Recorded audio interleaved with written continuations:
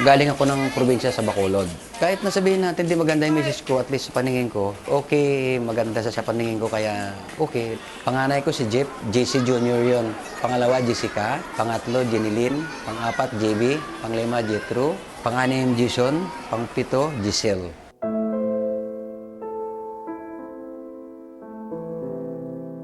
Ako, kapos sa pinag-aralan, gusto ko yung mga anak ko makapag-aral. Kasi nakita ko sa mga pinag-aralan na umaasinso ang buhay dahil nakakakuha ng trabaho maganda.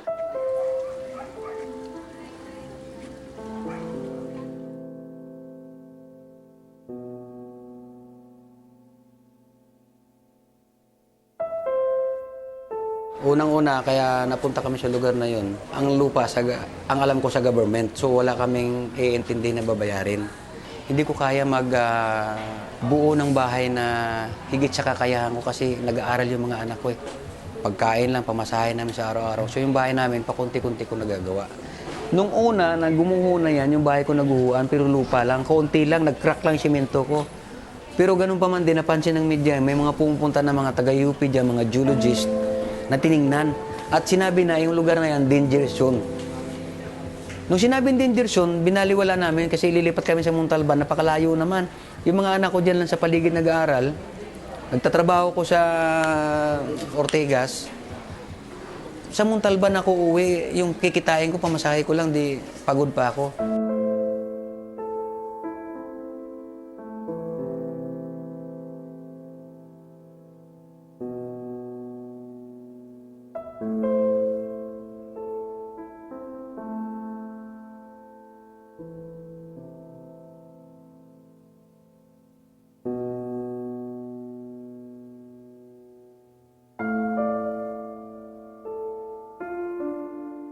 Pagkagising ko, bumili ako ng kape at saka nung spaghetti doon sa malapit lang sa amin. Para pagising ng anak ko na babae na pangatlo si Jenilyn, kakain na yan, tas maliligo. Kasi mauna ako sa kanya umalis. Ilang makalis ako 6:30, sa 8 yung pasok niya, 7:30 din sa umaalis. So, nasa jeep na ako, nung kumpare ko na driver din siya. Tumawag sa akin, ang sabi, pre, bumalik ka, may nangyari. Bumalik ka agad. So, ang ginawa ko, bumaba ako ng jeep. Sumakay ako ng cab pabalik sa amin. Parang may kaba ako sa dibdib. Nung paglapit ko sa bahay namin, marami ng tao sa paligid. At may nagsabi, Gis, naguhuan yung bahay nyo. Nandyan yung pamilya mo sa ibaba. At sumigaw ako na, may buhay pa ba sa inyo dyan? Ang sagot ng jeep, nandito ko naipit, dahan-dahan. Dahan-dahan kasi ginagalaw ng mga tao yung lugar eh.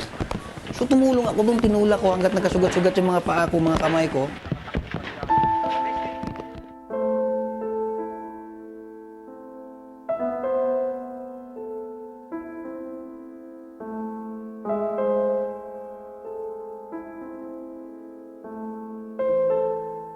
Una, kung nakuha yung panganay ko, yung pangalawa si Jetro na anak ko na nakausli yung paa, may simento na katabon, maitim na ang dulo ng paa niya. Sabi ko, Diyos ko po, wala na, ano na to. So, kinakalkal pa rin namin kahit gano'n na mangyari. Wala nang buhay.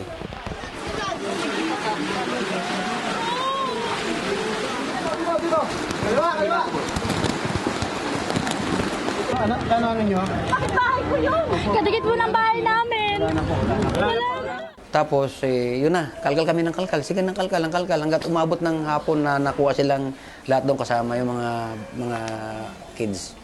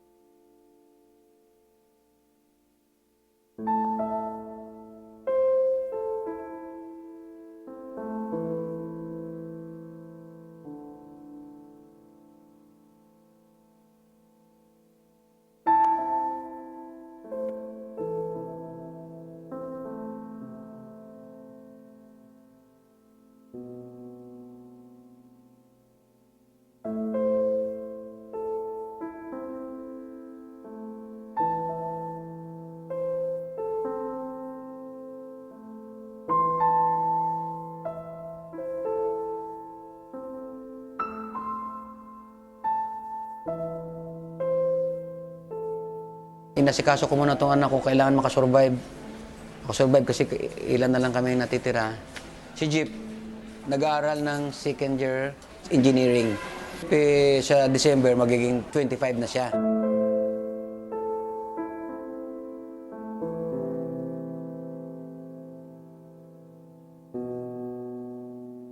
Siguro, paminsan-minsan sasagi sa isip ko na parang hindi ko matanggap kasi sariwang-sariwa nakikita ko kung anong nangyari doon sa mga hinuhugot, mga hinukay na nangyari sa bahay namin. Sariwa pa sa isipan ko kaya ayaw ko muna makita yung lugar muna namin. Siguro ang pinagsisisihan ko dyan na hindi ko sila nabigyan ng shelter na maayos, na safety sila. Pero nakita naman nila siguro na ang kakayahan ko ay limitado lamang. Kung ako lamang may kakayanan siguro, sino bang padre de pamilya na makita yung mga pamilya na titira ka sa squatter kung kaya mo lang naman. Kung maaari, bigyan mo na magandang shelter pamilya mo, di ba? Kaya lang, limitado lang talagang kakayahan ko hanggang doon lang.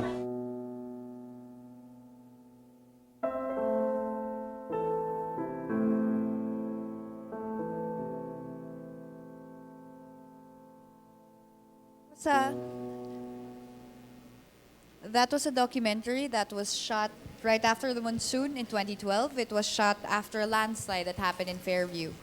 9 people died during that monsoon. 8 of them were part of his family. You make the segues just so difficult here. You go from such a tragedy to it's like, I just don't know what That's to do. why I'm the straight one between the two of us. Welcome back, everybody. Are you guys full? Yes. We all know what happens after you eat, right? You tend to nod off. There's a no sleeping policy in this summit. If you are caught sleeping, and I do not condone violence, you will be shot on sight. So please, do not sleep. We take it very seriously in Rappler. Thank you. Yes. We'd like to show you a map right behind us. It should be showing now. Russ? Ooh, there it is. Hi, guys. How you doing? Pretty good. There's that voice. Hey, I'll be a bit peppier now that we've eaten. I was a little sleepy before.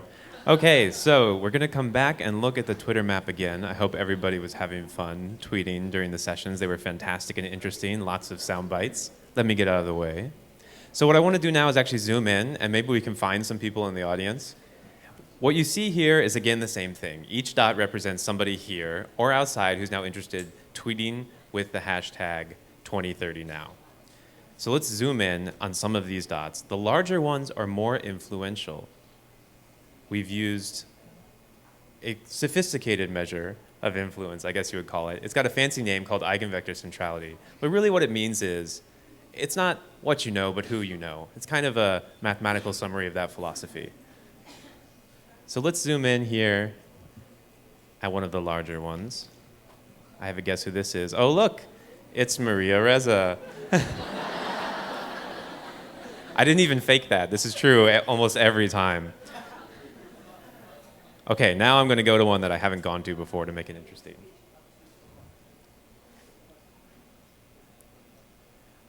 There we go. Secretary Serang. Anybody recognize any of their names on there? Raise your hand if you see your name, you win. I see some stuff we'll have to blur out on the broadcast.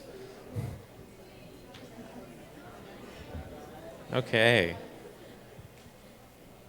And then there's another community right here. Let's go check them out. Who could this be? Does anyone see themselves on the map right now? I heard a yes. Yeah, I think Chai's in here, right? And Zach, the head of Move PH. So what we're looking at here is who is coming out as influential as the conversation moves on. Again, the colors code community. Right now we look like one big community, which is really great about you guys. Nobody here is too much of a power broker. There's a lot of equality, which tells me that there's actually a conversation going on. People are talking to the people they're interested in talking to, not just tweeting at or retweeting Maria Reza or Rappler.com, which is good. That means we're inspiring a conversation, so I'm happy to see this map. Okay, thank you very much. Thank you. Thanks. Guys, remember, if you want to be seen on the map, I mean, it feels good. It's like an ego boost, I think. Go ahead and use the hashtag 2030now. And then Russell will come on later on and he'll give you one more brief on where you land on the map. Yes. Beautifully done. All right. To go into our panel discussion, we'd like to introduce the head of the investigative arm of Rappler Newsbreak. Ladies and gentlemen, a round of applause, please, for Ms. Chai Hofilenia.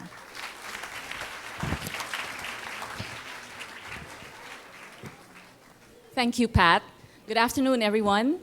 I am Chai, and I am here to moderate the panel on disaster response and preparedness. We will be having 6 people on the panel. I will introduce them. We are pressed for time, so this will be a really snappy discussion. I will introduce each one of them, and I will ask them to take a seat in front. And there will be questions that will be posed to them. And if there is time, then we will open the floor for very brief questions. I hope you are all sufficiently caffeinated. All right, let's start. I'd like to call first Lieutenant Colonel Edwin Sadang. He is the OIC of the Operations Division and is a senior military assistant to the Civil Defense Administrator. He is a supervisor of the Communications, Electronics, and Information System Division and is a licensed professional electronics engineer of the Office of Civil Defense. That's OCD. That's Colonel Sadang.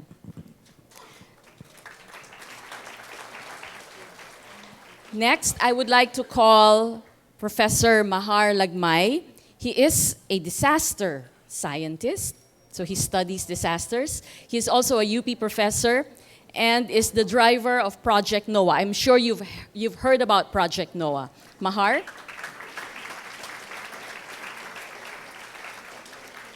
Third on our panel is Dipayan Bhattacharya. He is the OIC, or Officer in Charge of World Food Program. Dipayan?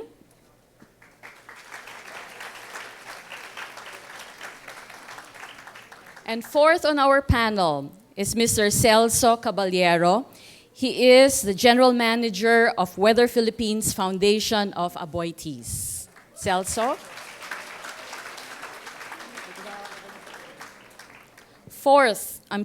Fifth on the panel is Mr. Bong Esguerra. He is the OIC of Globe's Corporate Social Responsibility. He is also a certified sustainability reporting specialist with 7 years extensive experience in social development and CSR. As you will notice, this is a very male-dominated panel, so we have to have a woman. So the lone female member of the panel is Attorney Jane Paredes. She is the Senior Manager of Public Affairs of Smart Communications. Let me just review what we did this morning so we appreciate the flow or what our panelists will be discussing this afternoon. We saw the big picture. Maria and Mr. Tanaka spoke about social media and technology potentials in helping solve big problems. And then Secretary Sering and Senator Ligarda spoke to us about the extent of the problem, giving us in very broad strokes what exactly climate change has done and what is being done in terms of law and policies. And then in our third session, we had an idea of solutions that are being presented via technology. And I think the last session was really exciting because we saw we saw the term digital humanitarians, and we saw that technology can really be harnessed to address disaster management. So for this afternoon session, we will be concretizing this further. So we have invited these gentlemen and this lady to share with us what exactly their respective organizations have been doing. So I'd like to start off with Colonel Sadang. Hello. May I request that ladies first? Ma'am, kayo po muna. Jane, would you want to? Thank you. Indeed, an officer and a gentleman. Yeah. Good afternoon. Thank you.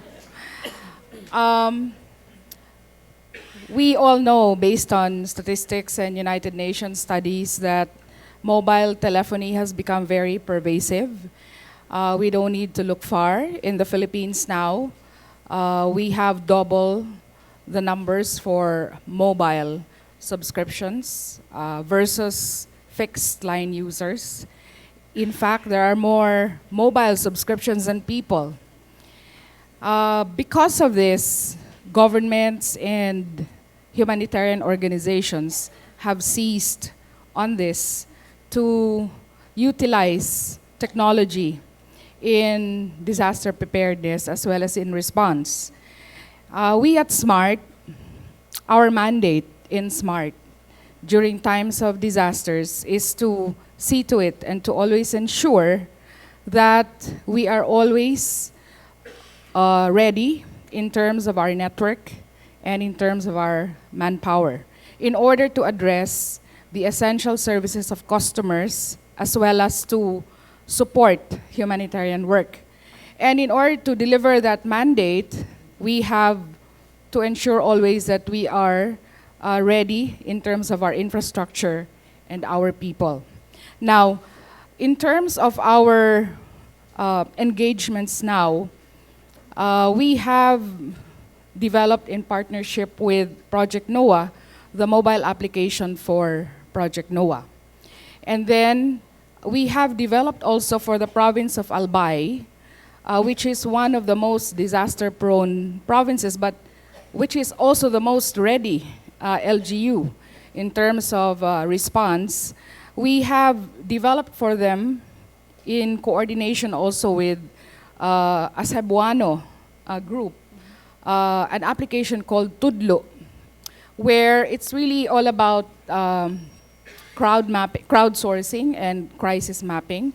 And it helps the residents of Albay identify potential disaster areas and how they can respond properly should it become a full-blown disaster.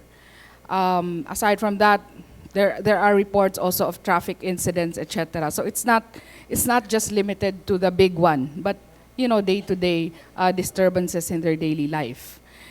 Now, we saw the resiliency of the network and our human preparedness during the Ginsaugon landslide in southern Leyte in the year 2006. 3G technology was very new then, but we were able, with the help of our engineers, to install a 3G network which was utilized by the national government to assist it in its relief operations as well as in search and rescue and all other related activities. Now, in Pablo, which was one of the biggest disasters to hit us, we were able to put up an instant network with the help, of course, of Telecom Sans Frontiers, that's an international NGO, and the Vodafone Foundation. And this was where there was a marriage of satellite and GSM. So because the networks were down, or our cell sites were also affected by the typhoon, there had to be a way to be able to connect the relief workers who were on the ground, not only to their families, but to their mother offices, as well as to the government. So in Baganga, for example, they were able to set up within 24 hours an instant network using satellite IP and GSM. Now, why did we do that? Because if you do satellite alone, it's so expensive. So they had to go through the GSM network of SMART in order to free the users from the cost of satellite transmission. And we were able to provide access for the relief workers, the UN agencies, the government, as well as to the residents of Baganga. who wanted to inform their relatives elsewhere the status of their condition. Now, these are some of the things that technology has done in response to disasters. However, there is a need also to recognize that even if we are advanced here in the urban areas, the 3G applications, the smartphone apps may not work in the remotest of areas because they still make use of 2G or legacy phones. So there is a suggestion that maybe we should marry the old and the new. And we'll talk about that later. Okay, thank you. I'll jump to Edwin and then maybe to Globe because related to smart telcos, you know. Yes. Una po sa lahat, maraming salamat sa pag-imbita sa amin in behalf of the Undersecretary Eduardo D. Del Rosario. Papasalamat po kami sa Rappler sa pagbibigay ng pagkakataon para malaman ng ating mga kababayan kung ano yung ginagawa ng OCD right now. For the information of everybody, I will be focusing more on the preparedness and response activity that we are doing. For your information, sir, ma'am, OCD is basically the center of gravity in terms of the disaster risk reduction and management operations in the country. It is chaired by the Honorable Secretary Gasmin.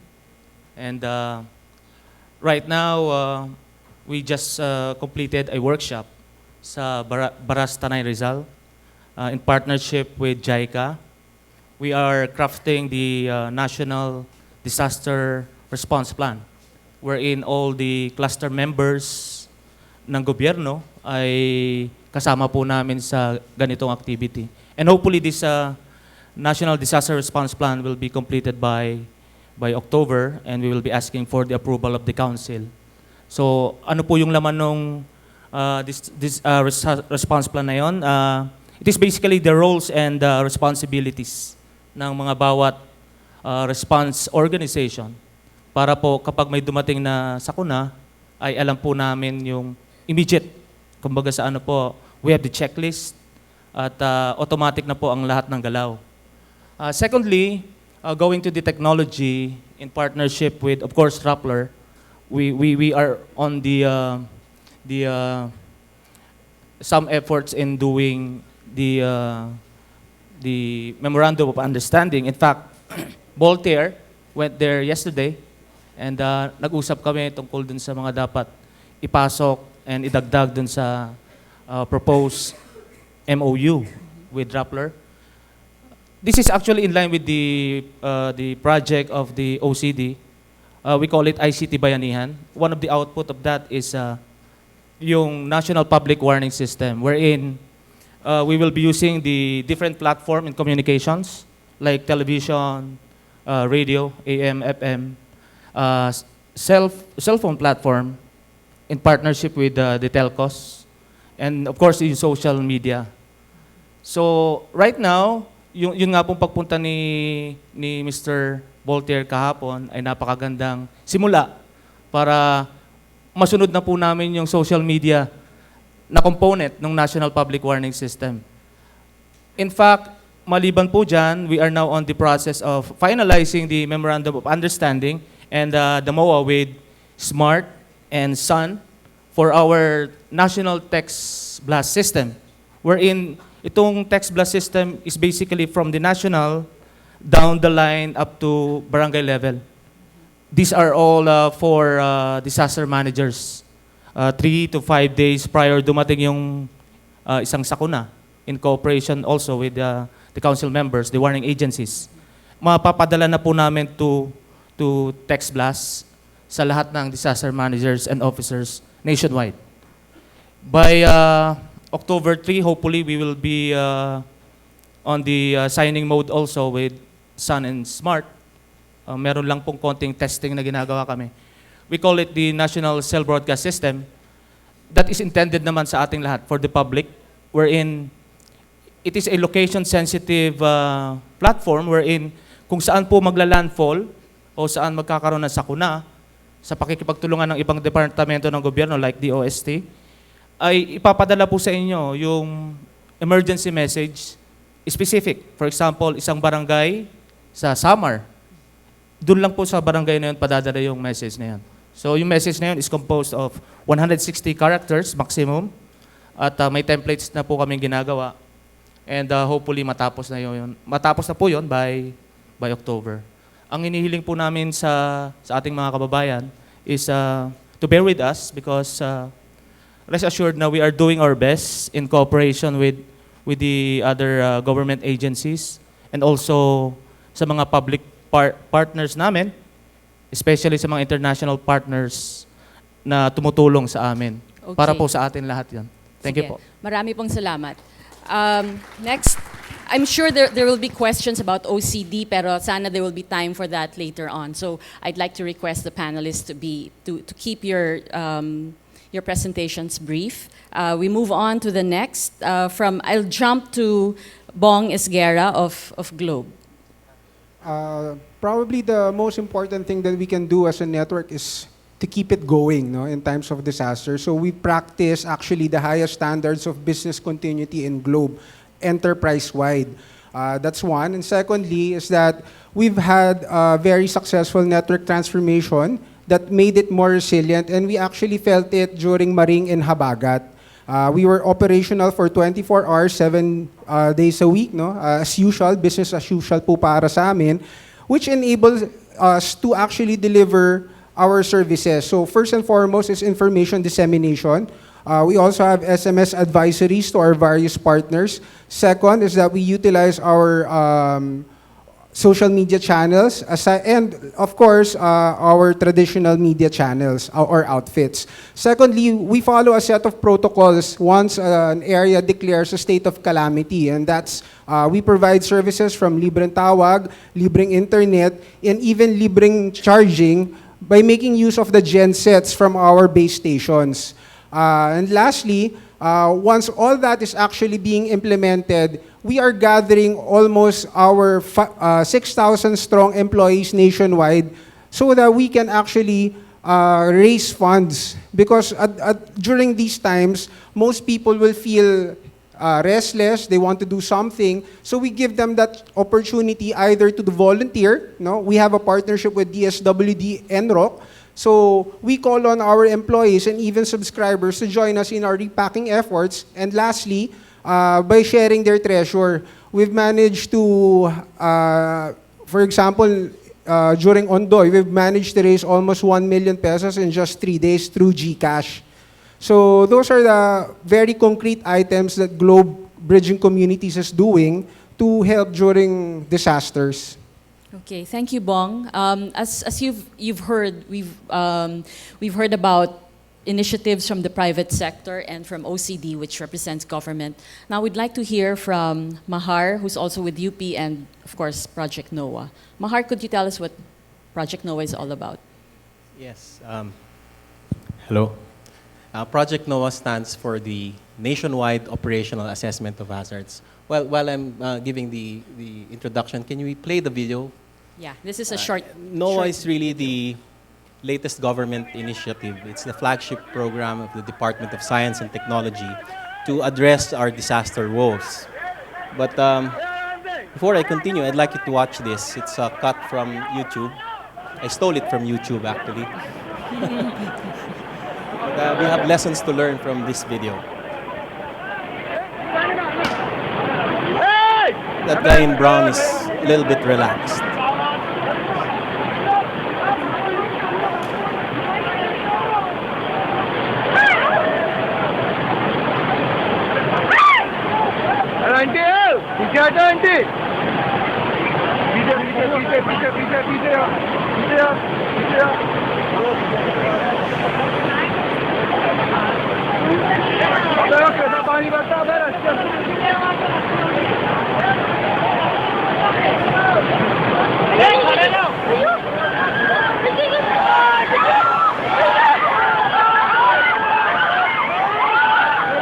Okay, I guess we can cut that.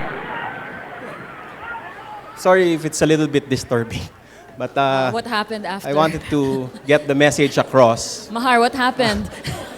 There are lessons to be learned from that video. Number one is that maraming skandaloso dito sa part na to, mga sumisigaw. But seriously, there are lessons to be learned from that video. The first is that a flash flood can happen in just a matter of seconds, probably 30 seconds if you timed it, and it can kill. The second lesson is that the flood doesn't have to be above your head in order for it to kill.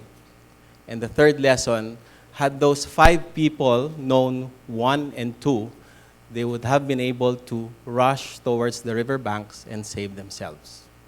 And I think that embodies what Project NOAA is all about. Trying to deliver the critical, the valuable, the important, and most importantly, timely information delivered to the people.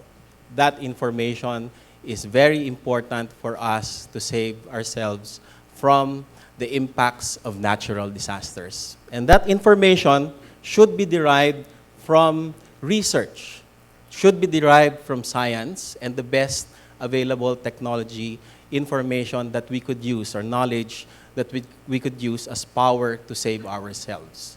And I think that is what, in a nutshell, Project NOAA is all about.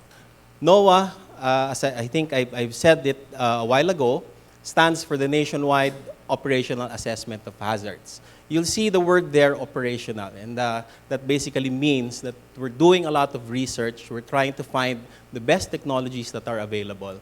There are about 150 research scientists working now for Project NOAA. One of them is here. His name is Barack Obama, the son of Sexy Mom. You know? And he's one of the star players, the research assistants of Project NOAA. I think he's the main player or main contributor for Climate X, which you always see. We can ask let's him let's to give him a stand big up. hand. Please stand up, BA. Okay. So we're trying to collect or to do all of the research, do the science, and put that learning into operation.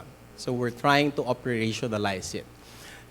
In the line agencies, normally there's research, but it's not really that full-blown. Unlike in the academe, wherein our business really is to do research. So we're trying to gather all that learning from the engineering side, from the science side, even the social sciences. We need to understand how people behave whenever there are disasters. And we need to understand how to communicate. So it's not only science that we're looking at, the research and developments that we're looking at in that field of disasters, but also we're trying to understand everything. Because no amount of science and technology will help us from the impacts of natural disasters if we don't understand the psyche of the people. If the people don't listen, as what is happening now, here we're all listening, but go outside and then ask 10 people, you'll find that 8 out of 10 don't know about what we are doing. No matter what we do, we still aren't able to communicate. And we thank media for disseminating that information. We thank Rappler for everything that you're doing to disseminate that information and helping government out, helping NDRMC, helping Malacanang, and helping all government agencies that deal with disasters to get that knowledge out. And we want to pull everything. We want to use everything so that we can disseminate, including teaching everything that we've learned about disasters over the past decades and teach that in the elementary and high school. I think math and science is good or is easily taught if you give disaster examples, because they can actually relate to the problem. And we want really Project NOAA information, which is actually the latest government initiative for disasters by government, to get that learning at an early age. So we want really to include that in the K-12 curriculum. In Project NOAA, we develop a lot of things. I'm not sure if you know already about the Project NOAA mobile app. It was discussed. A fisherman actually was the person who coded the mobile app of Project NOAA. And I have it, but this one is for iOS, so it's not So is not this the a demo? Fisherman. It was ABS-CBN. There are a lot of technologies that we bring out. One is Project NOAA. We're actually getting all of the information, all of the data from Pag-asa, and we're trying to repackage it so that the people can learn about what the Pag-asa people are saying. Actually, this is freedom of information working for you already, and it's been working for you already since last year, even before the bill has been passed. Because we're bringing out public information, government information that is the concern of the public, information that is critical and timely. So it's actually the freedom of information already working for you. It's your taxpayers' money, and everybody has the need for this, and everybody can make use of such information. Information that when it's necessary, when I say necessary, it's at a time when people need it, and these are times like disaster events. And when you need it, when the government does not reach you in terms of the warnings that they give, you still have a basis for making good decisions. And you have the right to get access to this information, whether you are rich or poor. And that is what Project NOAA is actually bringing you, those government data that concerns you, that concerns the health, the safety, and the well-being of people. And that is what we are doing. That's Project NOAA. Okay. Thank you, Mahar. I think it's very exciting these days that we're seeing how scientists, because in the past you'd always have academics and scientists. You picture them in an ivory tower, but then now you see that the information and the research that they've managed to put together is something that's very relevant, especially during times of disaster. Pag-asa has never been more relevant than today, and NOAA and MMDA, for example, because of the valuable information that they've been giving out to us. So I'm sure that people in the audience would have more questions about NOAA and whether they could be a part of it more, but maybe more on that later. Let's move on to Lipayan of World Food Program. Please tell us, what is an international agency like WFP, which is focused on hunger? What are you doing about disaster? Magandang hapon. I'm sure many of you know what WFP stands for, World Food Program. So we are talking about food primarily, but food does not always mean physically carrying food.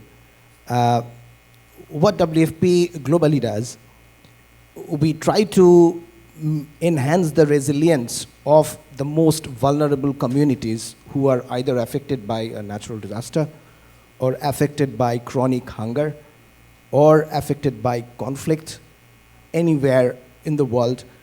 You would see WFP is there as one of the first responders from the international community side. We are world's largest humanitarian organization.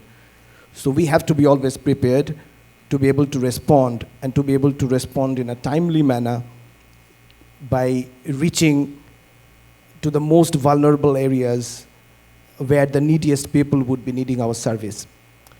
So if we look at what WFP does, we try to work with communities even before a disaster, during a normal time, because what we believe strongly is that if we can enable communities to be better prepared, communities in barangays, communities in municipality level who are the stakeholders and the government and NGOs, academic institutions, if we can work with all of them together and make these communities better prepared for any eventualities, I think we are mitigating the risks, we are minimizing the risks. So that is one thing we are doing increasingly globally, and most importantly in the Philippines, what we call disaster preparedness and response capacity building. We are responding to disasters, be it conflict in central Mindanao or Zamboanga, be it natural disasters like Sendong, Washi, or Bofa, or Ondoy Peping in 2009. We are trying to mitigate hunger, the immediate short-term hunger, by providing direct food assistance, or also working with telecom companies like Globe to immediately send cash through mobile phones to the communities who would be needing possibly money to buy food from the market if the market is functioning. So we are also looking at innovative ways of reaching out. We are trying to use more and more social media so that we can pass on the information of what WFP can do and to also understand where the neediest people are. So we are trying to harness the social media, the power of social media, and we have very recently entered into a partnership with the Rappler and DSWD to further work on sensitizing the community on hunger and how by developing microsite and the use of crowdsourcing, we can create a critical mass of volunteers and others who would be joining hands together to also create a positive pressure on the government to think more in terms of sustainable solutions for hunger and food insecurity. So WFP is working on preparedness side, working on response side, and also working on post-emergency phase where we are talking more about recovery and rehabilitation and rebuilding communities. We are also working on those aspects globally, supporting almost 100 million people, which is like feeding the entire country of Philippines in about 75 countries.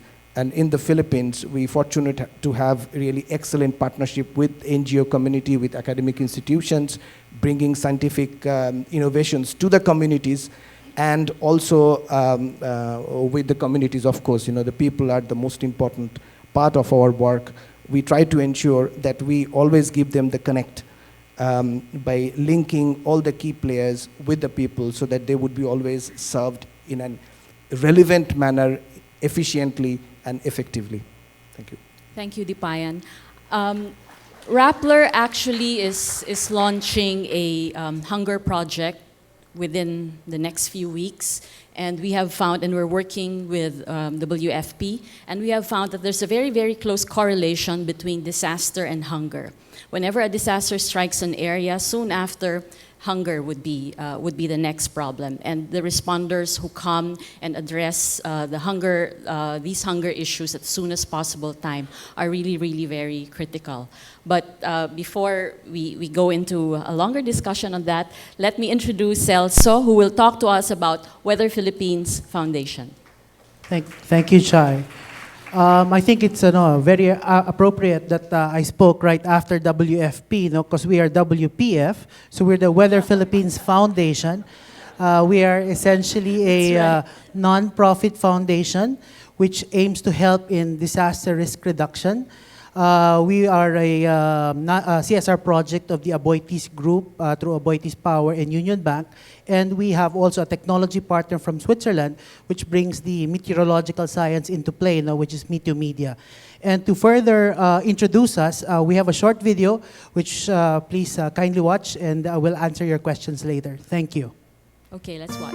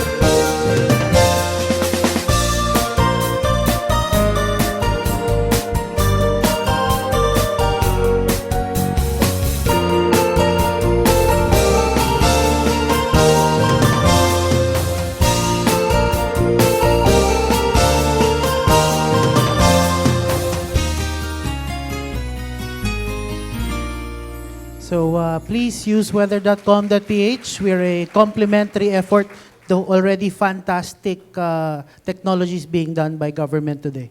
Thank you. Thank you. I think what we're seeing here, the gentleman and the lady that you have in front of you, illustrate the importance of partnership and collaboration. In the past years, we've always been writing and reporting on disasters, and we find that the problems are recurring, and we're not really solving the problem. And we realized, and at Rappler, when we were discussing this, we saw that there was an intrinsic difficulty. One is there's a lot of duplication. NGOs are doing what other NGOs are doing. There is no coordination between government and the private sector. Even the private sector is duplicating what NGOs are doing. So we thought that maybe it's about time that we brought all these groups together and work on each other's strengths. Now they are here because they also are I guess, opening up their services and making us aware of what they're doing and welcoming volunteers. Are there specific areas in your fields where you think you would need help from the public out there, which maybe other people are not too well aware of? Yes, Jane? We'd like to invite our young minds. Yung mga hackathons, usually the hackathons now are for advanced applications. But as I said earlier, kasi let's also go back to the old, because it's a reality that in the far-flung areas where the last mile hasn't been reached yet, people are still using, legacy phones. So. Legacy phones, 2G, simple SMS, call. These are the basic services that they are availing of. So, what about a 2G hackathon, for applications for disaster preparedness and response? That will be a challenge to the more advanced minds now. Let's step back a little, because even in Southern Leyte, for example, we're using the batingao as an early warning device still. Because if you have to go down to the last sitio and it cannot be reached because of topographical and geographical limitations, they'll just have to make do with that kind of an early warning system. So that's a challenge we invite them also. Thank you. Okay, thank you. Any other from the panel? As one of the front runners in terms of emergency response and emergency preparedness, I think what we would be looking forward to, especially in a country like Philippines, where the awareness of use of IT for the benefit of the people is very high, is to create a network through which we would be able to get all the information in a timely manner, so that we would be able to respond to the neediest people much more effectively. So I hope that your innovative ideas, we would, through a forum or through a network, we would be able to access, and you all, through your own network, by activating your own network individually and as groups, would be able to get information from all the grassroots levels for us to be able to reach out to those hardest hit areas at times of disasters more effectively. Okay, Mahar, you wanted to show something? Yeah. Hello? Yeah. There are 4 pillars in the efforts to address our disaster problems. Probably you can come near here so that I can show this. The first is prevention. The second is preparedness and mitigation. The third is response. And the fourth is rehabilitation. NDRRMC deals with the response and rehabilitation.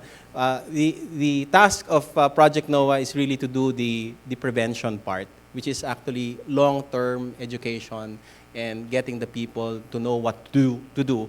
not during the disaster event, but months or even years before. And we're also tasked to do a 6-hour early warning before the floods come into the low-lying communities. And here, we ask the cooperation of everybody because we are the one who are privileged to share such information because we have these Twitter accounts and we have good cell phones. We have this app called ARCO app. Do you see it? The ARCO app. We launched the NOAA app, now we have the ARCO app. And what you're seeing here is really our location now as located by the iPhone or by the GPS. And around that location, within 2.5 kilometers, is a circle. That's the radius. And within that circle is the flood map of the area, a situation or a scenario that happened during Ondoy. So the message here really is to know the hazards in your community. And in your community, if the people don't know about it, maybe you can share it in your community so each individual would know what the hazards are in your place or in your neighborhood. So if we can disseminate that information, share that information to your community, to your friends, to your neighbors, that would be very good. We would like that. Sorry, is Thank that you. ARCO? ARCO spelled AR A-R-K-O. ARKO Yes. app. So you can download that That's right. and then We share. actually want to do this for the entire Philippines. Right now, it's the Ondoy scenario. But once we get the supercomputer, wherein we'll have the 3 hourly forecasts for 7 days, we would like to do a flood forecast for the following day. So we'll give you the scenario of flood, whether it's a 5-year rain return flood, or a 10-year rain return flood, or a 50 or a 100-year rain return flood. It's like Foursquare, but instead of giving you information about the good restaurants in your neighborhood, we will share you notifications or give you notifications that there's going to be flooding the following day. So that's the ARCO app. So by next year, we'll be doing that. And if you can share that information, please. All right, we'll be watching out for that. I think there's time for one question from the floor. Anyone? Yes, please.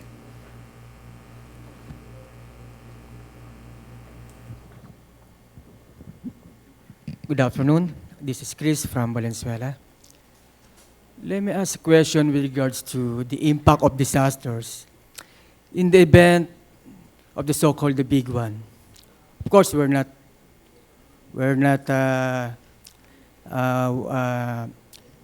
praying for that big one to come or visit the Philippines, but should this phenomenon occurs, since the adoption of the Republic Act 10121 in 2011 or 2010, how is our LGU today?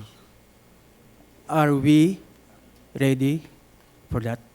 To whom is your question addressed to everybody. specifically? Particularly the OCD, of course, Colonel Lagman. Okay, Colonel Sadang. Now I know why Undersecretary Del Rosario is not here. Sabi ko na nga ba. No. Honestly sir, speaking, sagutin mo. the OCD is doing some activities right now. We are to inform these LGUs down the line up to the barangay level. We have completed the national summit. The output of that is a national disaster management plan. We already completed 11 regions dun sa regional summit namin. Also, from the strategic plan down to the operational plan, these are the outputs ng regional summit. And hopefully by next year, we will be cascading all these plans down to barangay level. Next year is the provincial summit, city and municipality. Hopefully, with these summits, actually, this is a 3-day affair. Pinag-aaralan po lahat doon yung mga dapat gawin ng isang LGUs, their respective roles and responsibilities. It is a conglomeration of the different department ng ating gobyerno na turuan ang mga LGUs, especially mga LCEs, para malaman nila kung anong dapat gawin in the 4 thematic areas of disaster management. Excuse Colonel- me, sir. I'm sorry. We're a bit pressed for time. No, this is this There is will the be follow-up. a presentation later on by Governor Salceda, and he can elaborate about LGUs. I'm sorry, I just have to moderate this because otherwise we will be here until the evening. Okay. Thank you very much to our panel members. I think, as I said earlier, we're seeing collaboration and partnership between the private sector, NGOs, even academe, government, and hopefully more increasingly LGUs, and of course the media. So we move on to the next portion of our session this afternoon. Thank you very much, gentlemen and ladies. Thank you once again to our panel. Thank you to everyone. One final round of applause, please.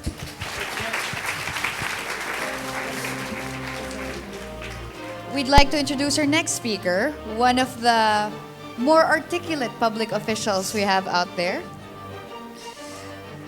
Joey Salceda is the governor of Albay, which was judged by the DILG as the best province in local governance, ranking #1 among the 80 provinces. Its disaster management body is a pioneer in Asia and even in the world. Ladies and gentlemen, a round of applause, please. Salamat. Dami nyo. Well, actually, I was watching already. And kung nanood kayo sa laptop nyo sa bahay nyo, mas ma-amaze kayo sa ganda na nangyayari dito. Anyway, so may topic po binigay sa akin, use of social media during disaster. What is social media? What is typical Latinista? Reductio, eidetic reduction. Social media essentially means the ability to feedback. Dahil nakakausap ka nung kinakausap mo. Yun lang talaga yun. The ability, it's a feedback loop mechanism. That is the heart and soul of social media. Okay, next. So it informs, interacts, inspires, and intervenes. Next. Next. So ano ba yung matututunan nyo kung sa Albay?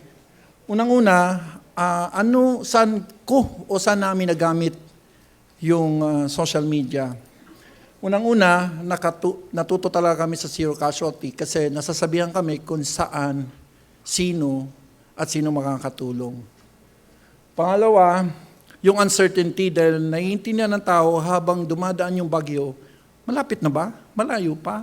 Ano kaya mangyayari sa akin? Uy, huwag kang mag-alala. 20 kph lang yan. 2 mm lang yan per hour.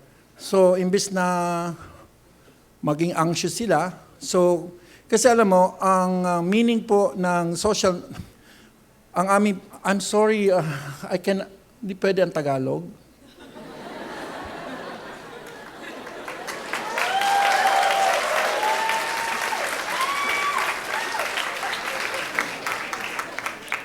Because what is the goal of government?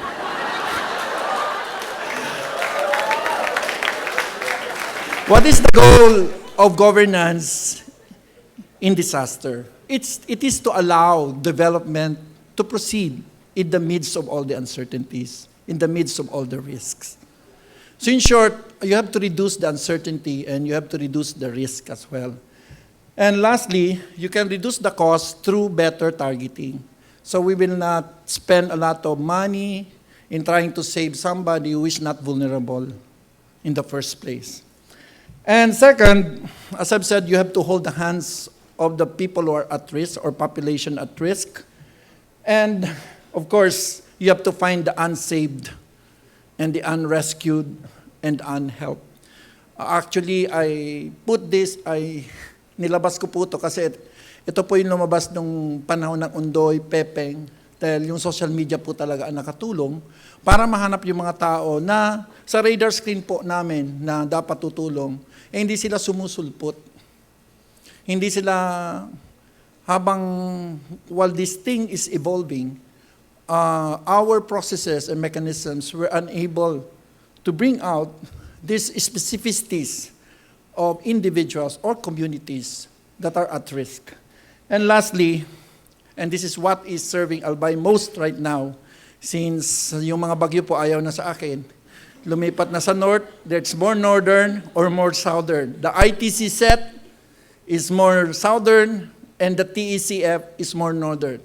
ITCZ means the Intertropical Convergence Zone. It's more southern now in direction, and the tail end of the cold front is now more northern, its impacts. So dati lahat yan nasa akin. All of them are with me. So now, what do I do? Since I have this free up resources and time for management attention, which is the most critical resource for disaster risk reduction, so we do that to crowdsource. Meaning to say, what is the best way of proceeding, of allowing development to proceed in the midst of all the risks and in the midst of all the climate uncertainties. Okay, next. So ano yung strategy? One, know your hazards and exposures. Alamin mo po, sa Albay naman, alam mo kagad, may mayong volcano, di ba?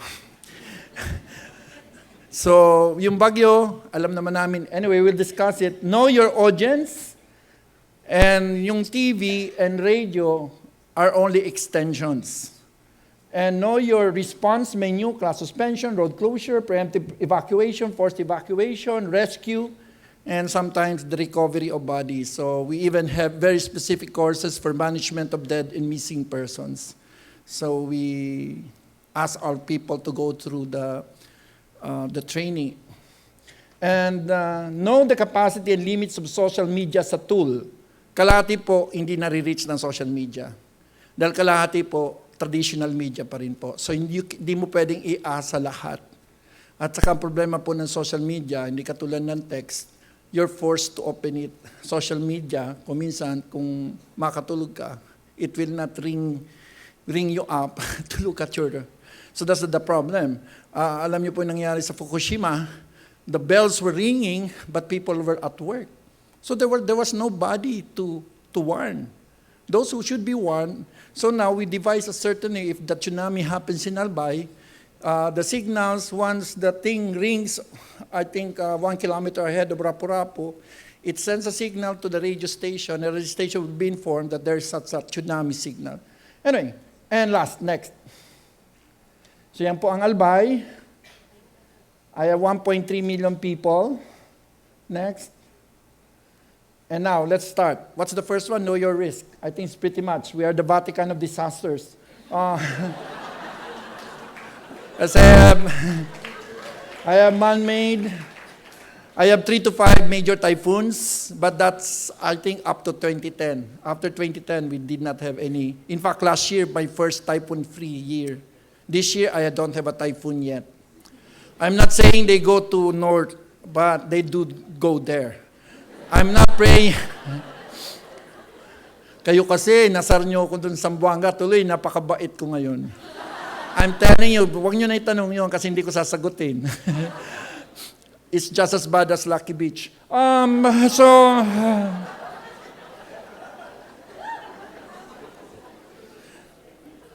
So these are the risks that I have, and I would know next. This is our disaster risk ranking, so we would know the intensity of those risks. Next. And know your audience. Every year I have something like a disaster planning.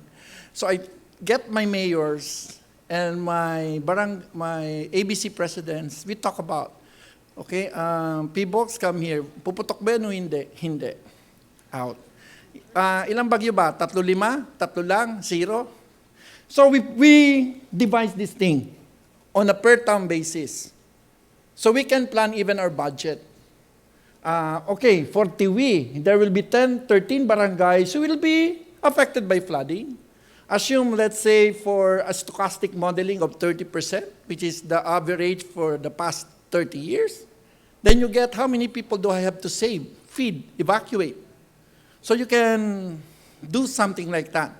So at least for that year, I have my target communications, my communications target. Ito yung mga taong importante sa akin. So right at the beginning of the year, New Year, alam na kagad nila na pwede silang mamatay.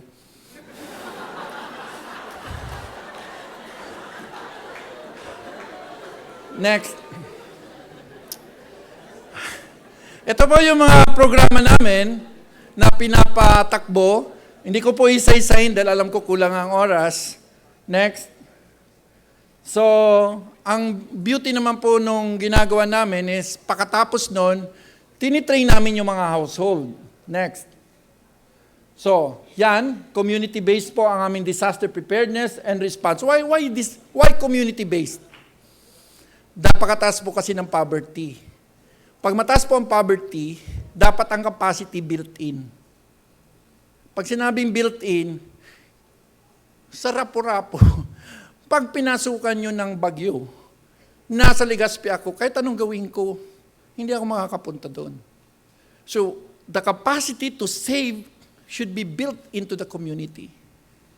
And that is, I think, should be the primary dogma in the Philippines. Local capacitation should be there. Each community, especially the vulnerable community, kasi the more vulnerable, the poorer eh. The more that you should put in capacity. Kasi pag it's an exogenous transfer of resources like management skills, di ka naman makakapasok, baka pati yung helicopter mo mahulog. Anyway, next. So, ito po yung mga risk mapping namin. As I said, know your risk. Next. Next. Okay, I'll just give you a little of how we try to, how do you call this, reduce it into a formula. Hazard. Hindi ko naman mapaalis si Mayon.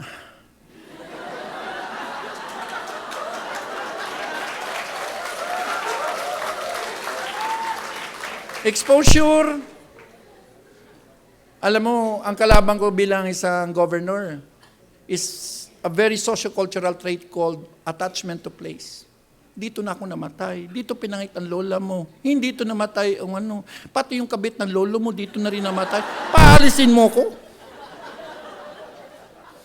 So, exposure, in terms of population management, yes, because I have now the lowest population growth rate. My growth rate is way below replacement rate. I have 0.58 population. My crude birth rate is only 1.2, and I really manage it because walang mamamatay kung walang pinapanganak.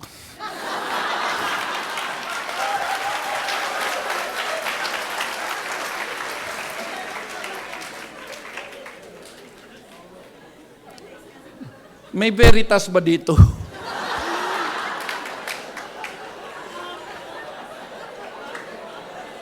So hazard, you cannot do anything. Exposure, you can do a little something. So where is your intervention? Capacity. Because even if you have Australia, there was flooding. Almost the entire France and Germany, the entire flood. How many people died in Australia during the great floods? 0. Why? There was hazard, floods, there were people, very populated, is exposure, but no casualty because they have capacity. But bako, next. So these are the hazard maps. Next. I think isa po siguro na dapat gawin pa natin, lalong-lalo na sa mga komunidad, matuto po yung ating mga barangay leaders na mag-interpret po ng mga mapa. Ang bilis-bilis kasi pamigay ng mapa ang DNR.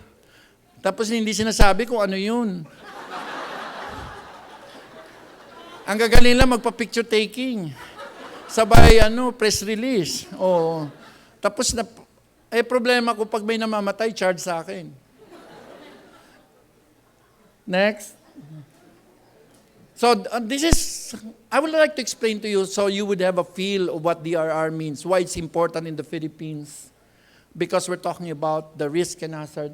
China has how many people? 1.6 billion. But look how many children are studying in earthquake zones? 11.3 million people.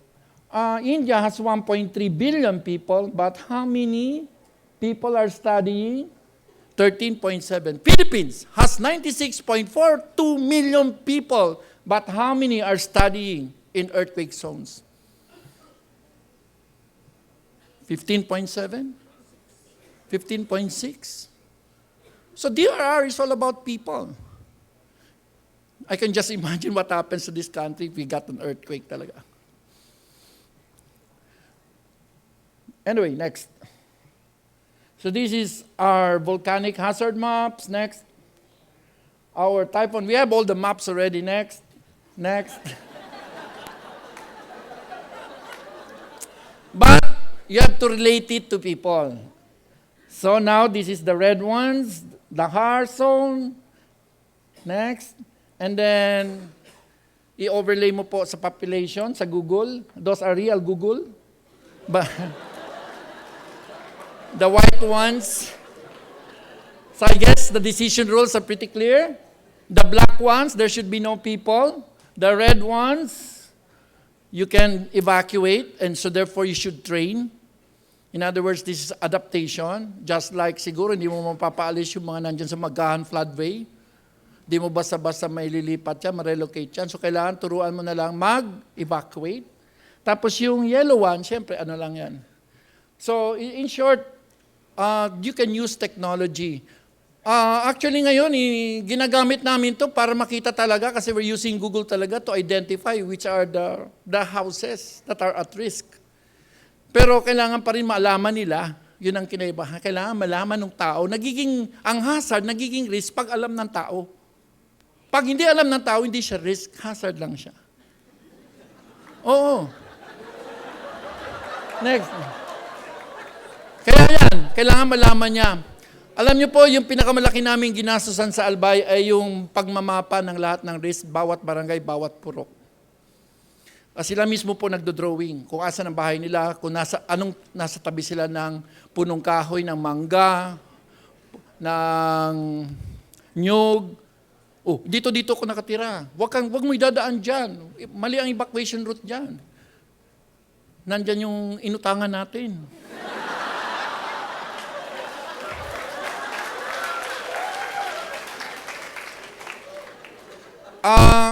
Every day, at least there are 2 barangays in Albay that we train on this specific.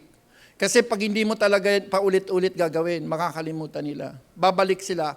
Ang backsliding po sa DRR, napakadali. Lalong-lalo na pag hindi ka tinatamaan. Parang pagmamahal.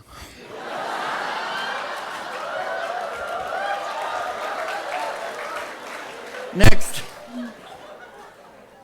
So, ang sabi ko nga, 2 klase ang communication dito. Yung communication na galing sa Pag-asa, sa PBOC, sa MGB, sa NOAA, at yung communication na nanggagaling sa komunidad, dahil tinitrain namin sila na wag nyo na kaming antayin, pag nakita mo na yung tubig, nandun na sa tabi ng ilog nyo, wag mo na antayin, lumayas ka na dyan.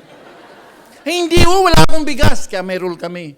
Umalis ka lang sa bahay mo, mag-evacuate ka, palista ka, may 5 kilong bigas ka. Bastang sumali ka sa programa namin na kasi nga 15 out of the 19 years, there were only 2 years that somebody died in Albay due to disasters. That is 2006 and 2011. That's 0 casualty. So, ano yung mga warning communications protocol namin? Alam nyo, matutuwa kayo. Number 1, Facebook. Number 2 is an info board from Smart. Plus, I think, email blast. Yung info board po, basically po sa media, at yung email blast, essentially sa mga responders, katulad ng Red Cross, blah, blah, blah, yung mga partners namin, OCD. Tapos yung pindot, sama ng pangalan.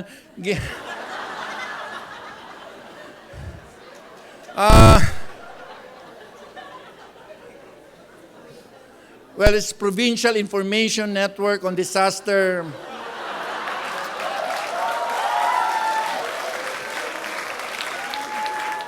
Ang kulit-kulit kasi ng Smart, gayahin ko daw yung tudlo ng Cebu. So yung tudlo, inadapt sa Albay, kung saan po, imbis ng infoboard lang, may kapasidad po na mag-feedback nga sa amin. Kaya sabi ko kagad sa inyo, ng heart and soul ng social media is the ability to feedback, to talk back to you, to speak to you. And that is the heart and soul of social media for us as practitioners. It's the ability to speak to people where they are, on their own circumstances, on their own terms. So basically itong, nanahimik kayo, yun. Natuto rin po ako mag-English. Pero kinakaya ko sa Ateneo. Kasi talo. Next.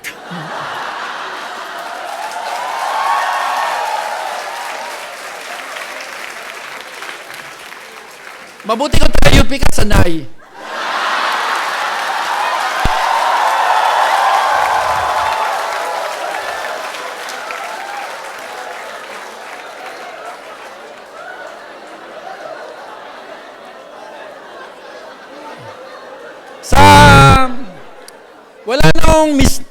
Wala na pong misteryo. There's nothing mystical about rainfall measurements. In fact, we derive our own numbers, but we submit it also to PAG-ASA for info sharing, wherein almost all our local government units have 2 to 3 strategically located rainfall counters. Para alam nila. Kasi sometimes you say, okay, we had before 1 for Legazpi. Sa Daraga, hindi naman umulan. Sa Legazpi, ang lumalabas, 37 mm. Ay di, nagkakandara na kami. Nagsisimula na kami. Oh, yung mga eskwelahan, ipalinis na. Yung teacher, sabihan na umalis doon. Yung susi, iwanan kay ano. Ganon. Paano yung Daraga? Because it is applicable also to Daraga. Now, Daraga is its own. So, mas nalolocalize na po namin. Anyway, so marurunong na po, tinitrain, as I've said, that capacity should be localized as much as possible. So, yung mga experts galing sa PHIVOX, sa MGB, sa lahat po ng kaya namin pagkukunan, dinadala namin nung kinakausap para alam nila kung bakit nila minimeasure at ano yung minimeasure nila. Anyway, next. Ito po kung paano nakakatulong ang radar. Bigyan ko lang example. Noong mga panahon po na wala pa ang ating presidente. Next. Pag ganyan, naku Diyos ko, ang daming pula, parang egg yolk. Ay ko, patay tang bata ka. Oh! Kasi we have a 10,000 bags credit line with NFA. Oh, ihanda na. Baluti na yan. Ilan ba yung kailangan natin? Ganito. Di papanda na namin. Pero ngayon po, dahil dito sa Doppler radar, ayan, wala naman palang ulan dala. Puro lang, it is ibig sabihin, non-precipitable cloud formation. So it allows us, so nakatipid-tipid kami ng mga 19 million dahil lang po sa Doppler radar. Pinalagay namin po dun sa Virac para may 2 hours advantage pa kami. Akala naman taga-Virac kanila. Sabi ko, kung gusto nyo matuto, dun nyo ilagay sa Guam.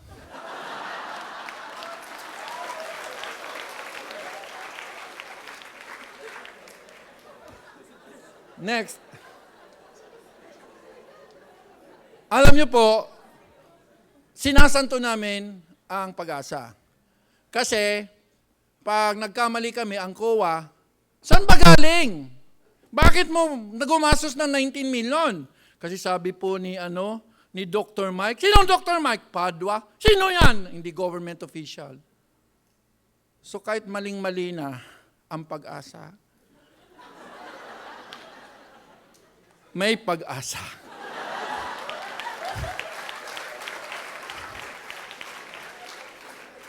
Hindi ako magkakamali ngayon. may yun may nasa dulo yun Katulad ngayon, ang laki-laki, kararating lang ni Usagi. Tapos, Diyos ko, umabot siya ng 1,000 kilometers, 400 mm ang nabilang, mabuti nasa dagat. At meron po siyang hangin na umabot po ng 240 up to 290. Nagti-320 pa nga. Talagang galit. So, pero sabi na, may nakasunod dun sa tabi. Ito, JTWC. So, ito siguro tatanggapin niya ng COA. Kasi galing po sa US Navy. Pero hindi mo to pwedeng gamitin, papakita mo. Ba't ka gumastos? Kasi, hindi naman dumating yung bagyo.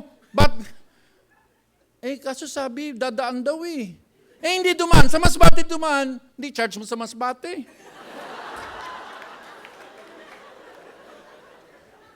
Anyway, next. Yan po yung mga pinagkukunan natin na kung saan-saan, pero hindi nyo pwedeng gamitin yan sa pag-liquidate. PAG-ASA pa rin. Yung bago po, magiging yung papalit kay Odette, Kan. Mukhang matindi-tindi tsaka high probability, pero hindi po pupunta sa atin, didiretso ng Japan. Kaya nagsisimula na kami maganda, pero dahil po pinag-aralan, wala. So nakapunta ako dito. Sarap sana may dahilan akong hindi Next. So, bakit kung asan sila dun ka, hindi mo pwede pagpilitan ng sarili mo. 56% lang ng mga taga-Albay ang merong Facebook account o pupunta ng internet cafe. Pero siya na po ang pinakadominanteng pinagkukunang impormasyon ng mga ordinaryong masa at tao sa amin. Tapos sumusunod yan, TV, 32%, at 24%. I'm talking about media preferences for disaster information, I'm sorry. And newspaper at broadsheet, buti hindi nag-newspaper to Rappler, kundi nagkandulugi-lugi na to. Sigurado, marunong din.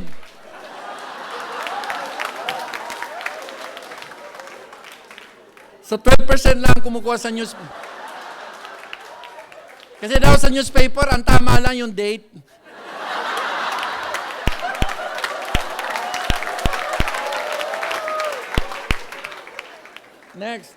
Next. So ano yung mga communication preferences? Facebook, Infoboard, email blast, Pindot. I'm sorry, I really have to use that. Next. Yan po ang aking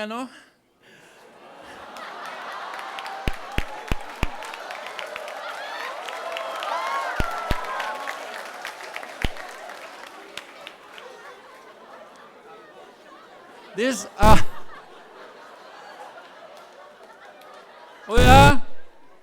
bukas yan sa amin. Alam nyo kasi, kung puro kayo yung mga seryoso, wala naman magpa-follow sa inyo eh. Tsaka hindi kayo Maglagay ka ng biro, lalo na about sex, 1,000 like.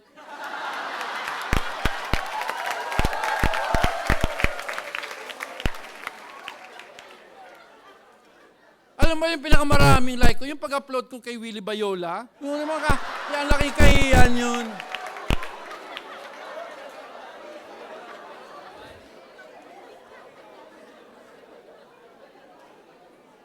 No, but basically, this is the go-to page in Albay and in Bicol region. I have about 55,000 followers, 5,000 friends. And on a typical day, my posts are like shared by at least 40 to 60 people, depending on the quality.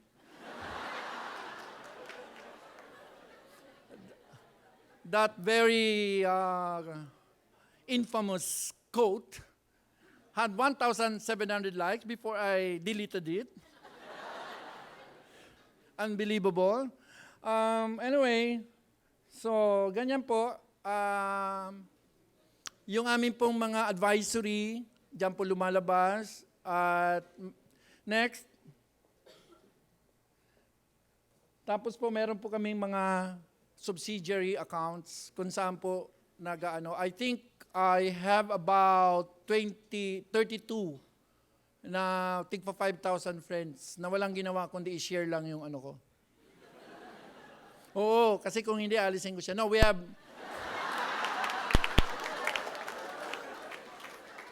If you want to be successful, you have to have a small team of specialists. We call it the Albay Social Media Team. They are on my payroll. But the only thing that they cannot do is to disagree with me. But they can disagree with other people. But since I account for less than 1% of the entire lives, it doesn't really mean anything. So, next. So, ito po yung mga resources for warning communications. Next na. Ito po yung aming info board. It's, kahit nandito po, I can put something there. Pwede ko sampulan, Wala yung cellphone ko. I can put something there. People are laughing at us.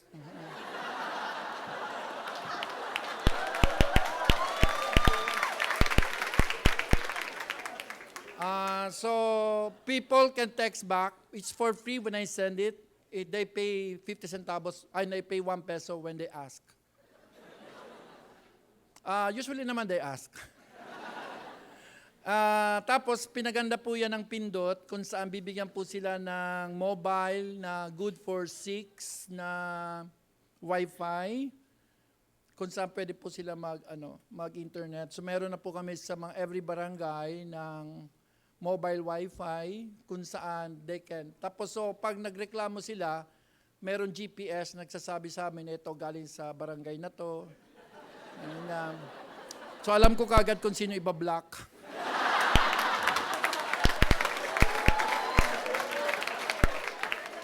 Bakit? Sino ba nagsabi sa Facebook ng add enemies? Di ba add friends? Whoever said that in Facebook, that you have the duty to be sad and feel bad? It's not there. Therefore, anyway, next. I will show you a typical communication. So we start at PAR+5. Where do I get the PAR+5? What is PAR? Philippine Air Responsibility, 5 days before the heat. So we have daily scanning and surfing of international and domestic sources, K-12, T2K, etc. And then what is the action we want to be triggered? We want our responders to be prepared and make schedule adjustments. And what is the communications we do in order to trigger that? FB post by me. Facebook muna kasi pag email, mayroon ng pwede ka ng kasuhan eh. Kasi there is like, sa Facebook, malay ko kung hindi mo nabasa, di ba? Pero sa email talaga, there is acknowledgement eh. Anyway, next.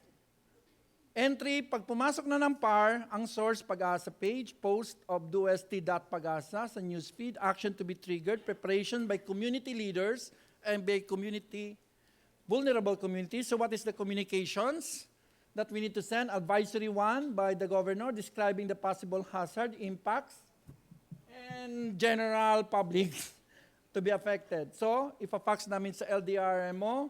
FB post, okay na? I'm okay? Actually, this is the last 2 pages. And then we input it to the info board. Finally, we use the info board. Next, pag may public storm signal warning na, source, pag-asa page, post, and then sino ba ang target namin? Ano yung action na kailangan kong gawin mo? Responders. Sino ba yung gusto kong ma-mobilize? Responders, barangay official, communities should be on high alert to follow my advisories. The communication, advisory 2, to the end power by PDRMC, specific instruction on responses kasi we are very specific kasi nga namapa na namin lahat. Pag hindi ka naman nakatira sa tabi ng ilog, pagkayaman-yaman mo, naka-5th floor ka pa, alam naman ipa-evacuate pa kita. Dahil gusto mo na 5 kilong bigas. Naku, you'll be surprised. Ang mga naunang pumila, mga mayayaman. Anyway, so FB post by Sir Chief, Absimo PDRMC, at PDRMC Albay, Climate Change Academy of Albay, and then constant updating on hazard and events on FB, and then input to info board. Next. I would have given you this, but I was given a few minutes already. This is on a global scale. As many of you will probably know,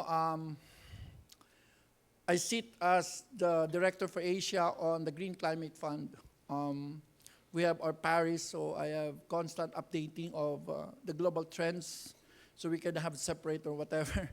But I'm providing this, it's there. And as this guy knows, I am having bad nightmares because they want to elect me as chairman and I don't know whether I can do the job. Ba't ko ba in-announce?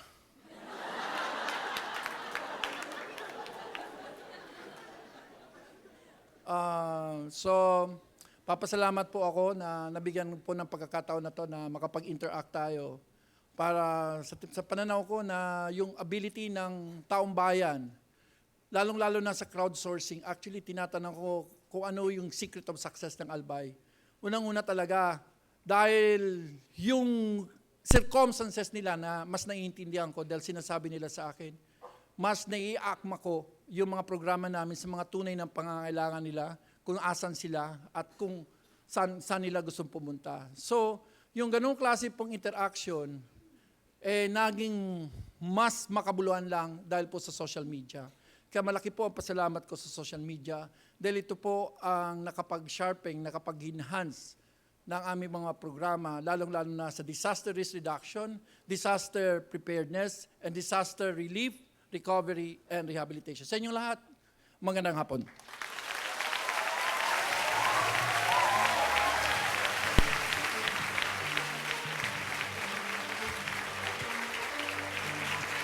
Thank you very much. The one and only Governor Joey. I just want to shake your hand. You are the man. I want to live in Albay just so that I can listen to him talk every day. We'd like to ask if anyone from the audience has a question Sir Chief talaga.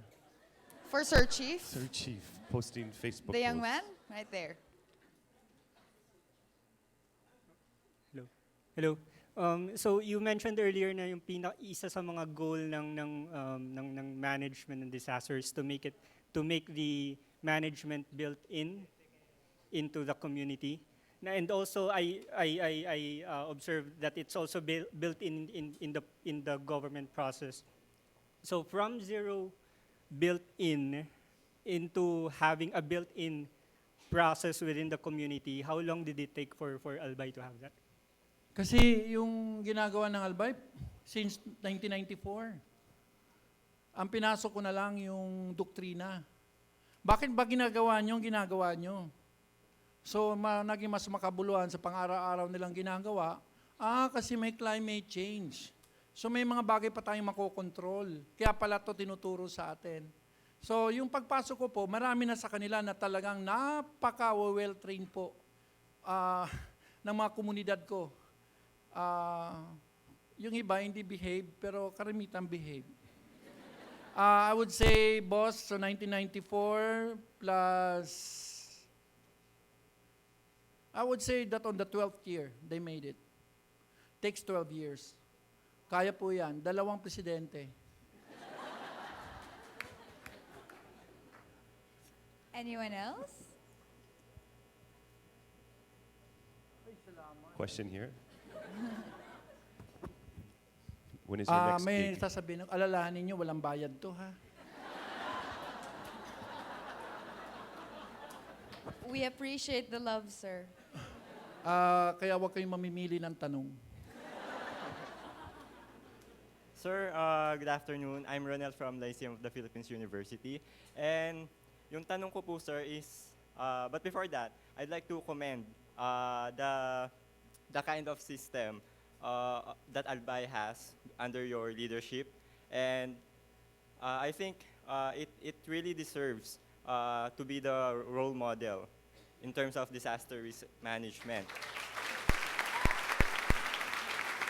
But sir, especially with all those maps, with all those Facebook pages, especially your Facebook page, but seeing the whole picture of this disaster plan, sir, paano nyo po ini-integrate doon yung indigenous peoples in Albay? How do they participate in this disaster plan, especially the Agta Dumagas of the Albay region? Sumusunod po kami sa batas. May 5 po kaming special DRR. Lactating women, ang ibig sabihin niyan, may breastfeeding station. At may mga special nutrition sila. Elderly, children, persons with disability, tsaka yung IP, essentially, we allow them to organize themselves. Ang core intervention namin sa mga IPs, kasi they would tend to have the same language, same culture, and we want to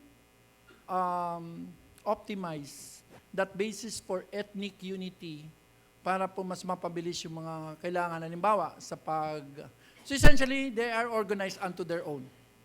So yun po ang intervention namin sa indigenous people. Pero nandun po yun sa mga batas na nakalagay. Kaya sumusunod lang kami sa batas.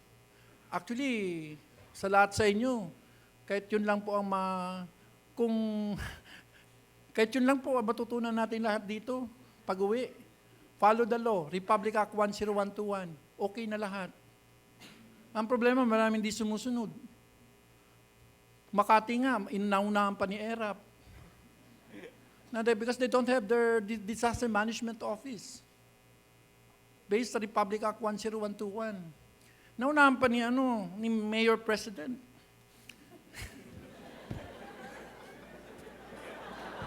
Ay, nasa Makati tayo, no? You can fly back to Albay, sir, after. What? Thank you. Oh, yeah. Any other questions from the audience? I'm so glad nobody asked me about things I don't want to be asked. Okay, one last we have question. It's his chance. Kagalang-galang to. Hindi po ako congressman. Sir, first, thank you very much po dun sa very informative at saka very entertaining na presentation. Sir, just to understand more, no, it seems that you've already perfected yung disaster preparedness. Is there any next level or prevention na pwede gawin? Like, makakagawa ba tayo ng mga Nandun ako doon eh. Gusto ko magbayad yung may kasalanan. Tama yun, Kasi sir. lahat ito, ang may kasalanan, yung mga mayayamang bansa, dahil siya nag-create talaga ng greenhouse gas emission. Alam mo, kung susuriin mo ang Pilipinas, dapat maningil ng halos $100 billion dahil sa nawalang oportunidad sa negosyo at sa ating ekonomiya. Wala silang binabayaran. Economic lang. Magbayad kayo. Kaya nandun po ako ngayon sa Green Climate Fund dahil yun po ang pinaka-basis kung bakit po may Green Climate Fund para po yung adaptation malagyan ng programa. Kaso pag upo ko, puro mitigation. Okay lang yun dahil talaga duty natin yun. Dahil wag na tayong dadagdag sa problema ng climate change. Pero yung mga may kasalanan, nung mga panon, from 1850, mga lola pala natin ang ginagahasa, ni wala tayong ginagawa. Ay pwes ngayon, dapat mayroon tayong magbayad sila. Tama ba? Thank you very much, sir. Thank you very much. Thank you, sir. A final round of applause for the incomparable Governor of Albay, Joey Salceda.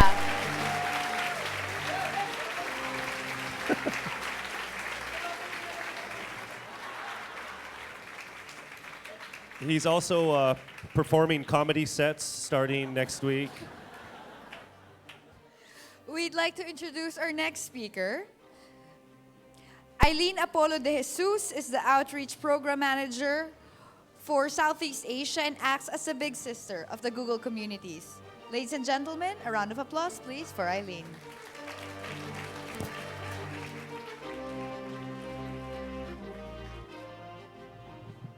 Oh my God, ang hirap po ng kasunod ko.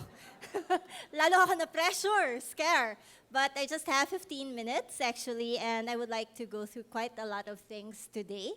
So my name is Eileen Apollo de Jesus. I lead outreach program for Google in Southeast Asia. But what exactly is my role in crisis response? So masasabi ko po, crisis response has been something that's been really personal to me. So si Andrew kind of mentioned this morning. I am a survivor of Typhoon Ondoy. I had to be fished out in my mom's basement in 2009. And mind you, the only thing that I managed to save on that day was my desktop. Yun lang. Ganun ako geek. So, ready na po ba yung slides? Okay? Okay. So, what do I exactly do for crisis response? So, back in 2009, I was the only Googler in the Philippines. And of course, when the crisis happened, the only thing I managed to send out was, told my boss, I'm sorry, I'm underwater, I won't be able to work for a week. The next day, they surprised me, a Google crisis page came out. And ever since that day, I've been involved with doing crisis response for the Philippines, and I do this in my 20% time. And I've been trying to map the Philippines in the last 4 years through our volunteers. So what does, next slide please, what does the crisis org team do? So they actually develop technology that can provide citizens with the critical information they need and help put in emerging information at their fingertips. So this, I think, is something that's very, very important, especially for our country. 1 out of 10 Filipinos are actually outside the country. I'm technically also an OFW. So what exactly do we do? So every time there's a crisis happens, what we put together information regarding natural disasters and humanitarian crisis to make the public, see all the relevant information regarding the emergency. So the crisis team has actually done more than 40 pages already across the globe, 5 in the Philippines in the last 4 years. Okay, so I wanted to go through quickly some of the tools that we actually have.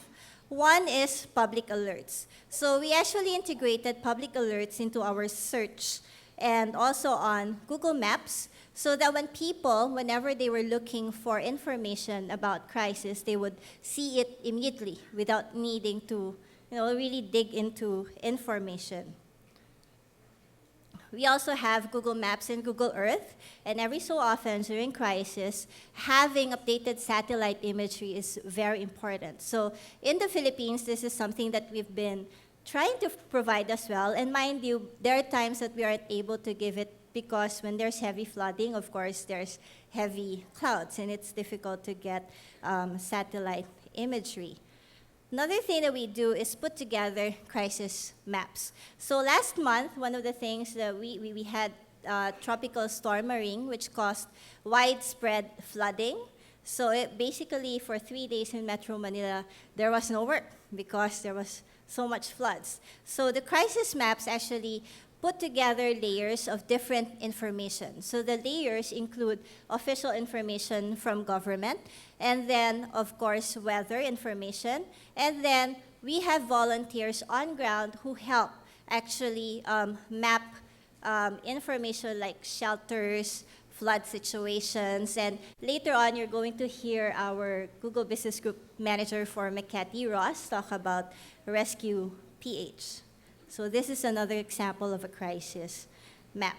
So one of the things that has been also very useful, and we've tried to actually implement this in the Philippines, is Person Finder. A lot of you probably saw the implementation of this one during the tsunami in Japan.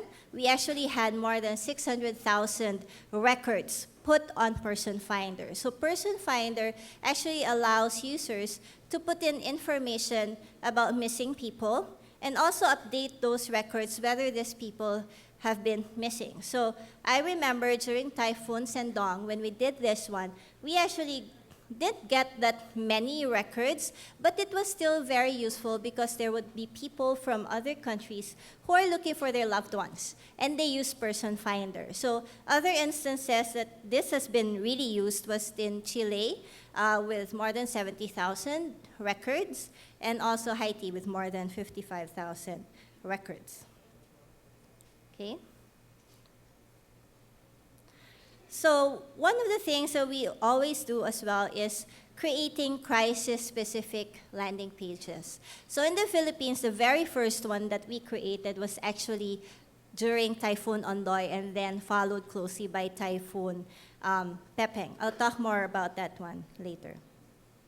Okay?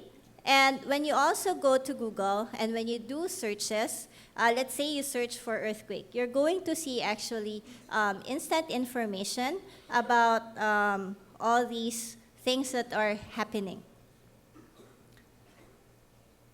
And of course, we have the Google Crisis Response site that is up all the time, and it's an always-on crisis site. So it's where we put information. In the last week, I've been seeing quite a lot of crisis happening in other parts of the world. So this is the anatomy of a response. So I was telling you guys earlier, I do crisis response on my 20% time. Ang equivalent po nun walang tulugan.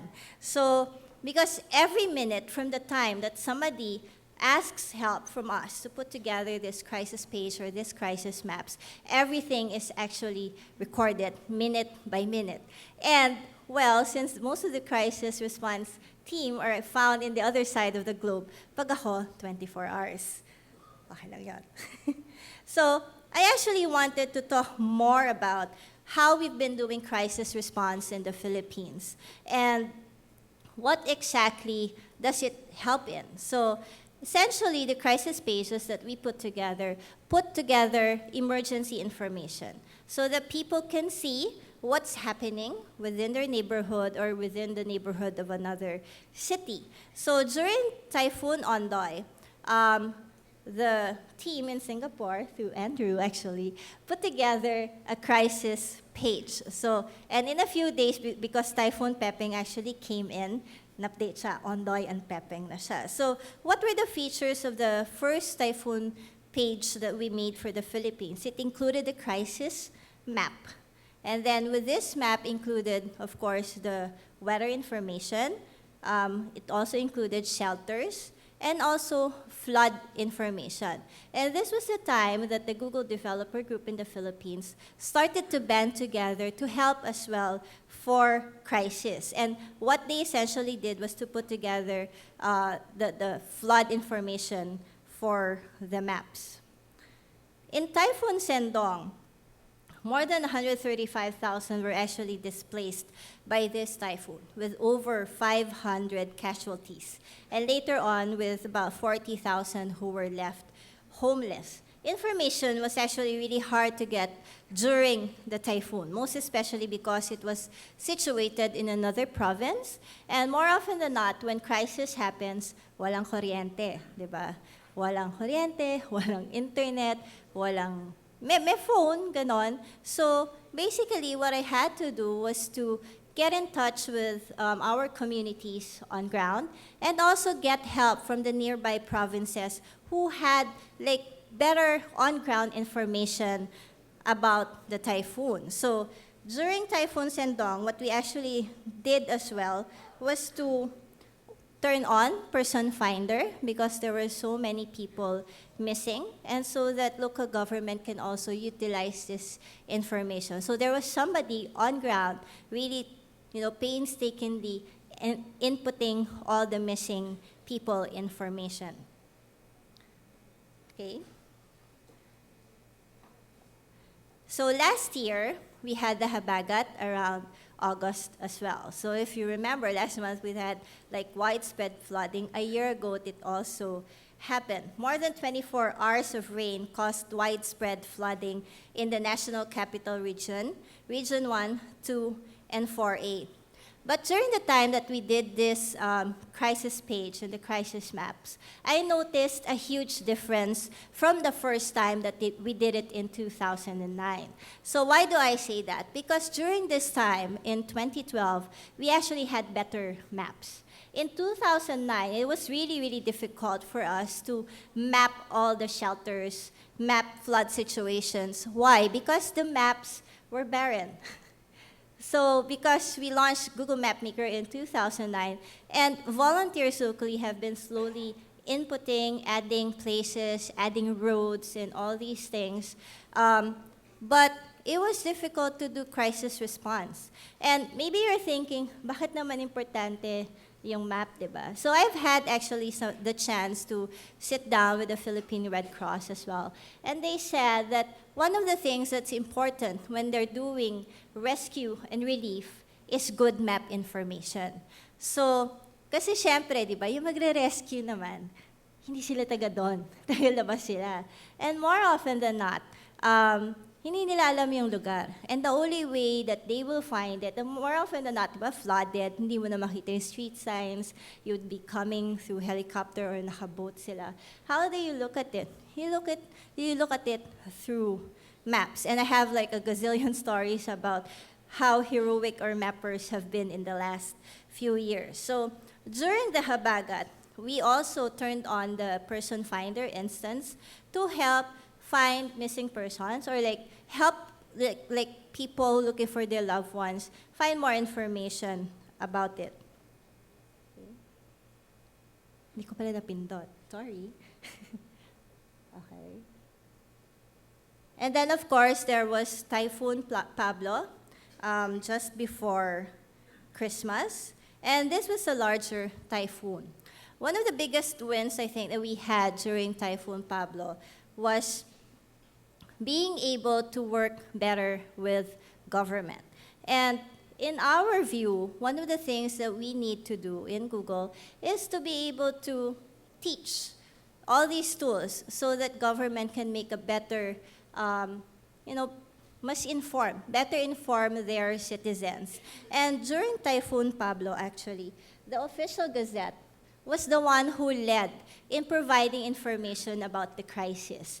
And I was really, really happy when this happened because it meant that we're slowly being able to translate or transmit the technology to people who really need it, to people who really have the official information. And because they have the information, they are in a better situation to provide it much more quickly than we can. Okay, so last month as well, during Tropical Storm Maring, I was actually here in Manila when this happened. And in the same way, I saw how much different our response was because of the maps and because government has been able to really put together the information. So in the past, one of the struggles that we had was being able to collate the shelter information. And we noticed that the different agencies actually had different information each. So nakiusap kami, sabi namin, one of the things that we're hoping government can do is be able to collate this information so that when the maps are actually created, then it is better, it is more informed, and of course, mas malinis yung information. And during Tropical Storm Maring, we were also able to push out emergency flooding information onto free zone. So, because we know that people, they go to the web, and of course, mas marami na gumagamit ng phone ngayon, diba, to access the internet. So, with Free Zone, you can actually access emergency hotlines for free when you access it. So, in my last 3 minutes, I wanted to show what users have actually contributed. So mapping is something that's very, very important. And if it was just the 20% time I was doing for the Philippines in the past, now I've been tasked to actually teach also other countries within Southeast Asia how to map their country. So in the last 4 years that we've had MapMaker in the Philippines, we've actually been working with our communities on ground. So we have the Google Business Group, the Google Developer Group. Now we have Google Student Ambassadors as well. And of course, the mapping community in the Philippines. In 2012 alone, they actually had 93 map-ups across the country, teaching more than 2,000 mappers. And in the last quarter, this year, from July to, well, the end of September, we actually have about 45 map-ups and about 3 ongoing today. So mapping is actually very important because aside from being able to find direction or, which helps you get to your meeting or to the places you want to go to, mapping is very important because it helps in putting together and visualizing all this information. So we have volunteers tirelessly mapping our country. But I wanted to show you a video. Pwede na po ba pakita yung short video? Just to show you how the mappers have been contributing. So this is actually a time lapse of how Metro Manila has been mapped. And if you want to see more or see like how your province has been mapped, you can also check it out on YouTube. Okay.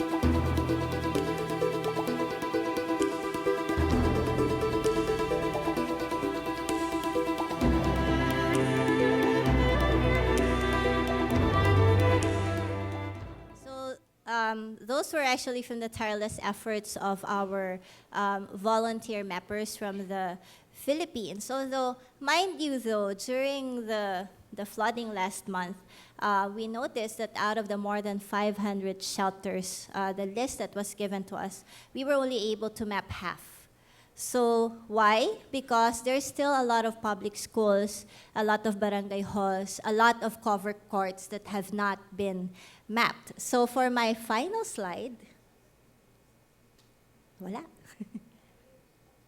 Last slide, yeah. So for my final slide, I wanted to make a call to action to everybody since we are all in the Social Good Summit. So this morning, Andrew showed you guys how to actually map, how to contribute to Google Map Maker. All you need to do is go to mapmaker.google.com and edit your neighborhood. So kahit na po yung public school lang within your barangay o yung barangay hall nyo o yung covered court nyo or yung health center within your barangay ay may i-map nyo, malaking tulong na po mabibigay nito para sa ating crisis response. Thank you very much.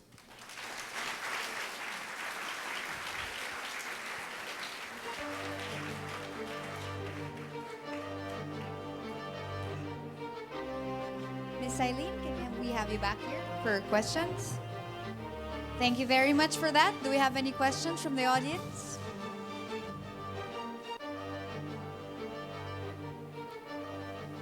None. I think they were suitably impressed, yes?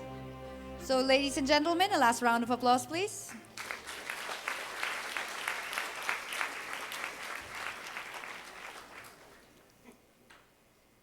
Our late friend is over here. I was chasing Gov Joey down. I want an autograph and a selfie with my favorite comedian.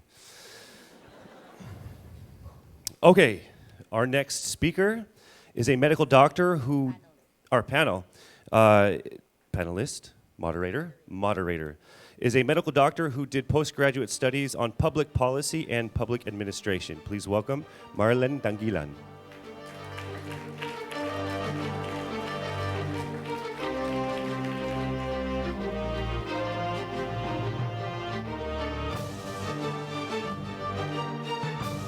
Good afternoon. This is a panel on volunteerism and volunteers. And I have here our speakers. We have right now a Jane Uy Matiao, who is a mother, a blogger. I'm reading what they gave me. A blogger at Philippine Beat and a citizen advocate with Blogwatch. Then we have, and also, you have one of your ongoing activities is Apple Watch, which you co-founded with Noemi Dade. Then our other panelist, it's quite an exciting panel with these members, is Ross Juan. And Ross Juan is a social media and online marketing specialist and founder of TweetUp Manila. She also owns Commune, which is a coffee shop located in Salcedo Village. Then we have Senator Richard Gordon, humanitarian, lawyer, public servant, chairman, and CEO of Red Cross, Philippine Red Cross, but I remember him most as the mayor of Olongapo City. And then Engineer Megan Magallona Montuno, faculty of the College of Engineering, Xavier University, Cagayan de Oro City. Could I please have our panel members here? Please take the front seat.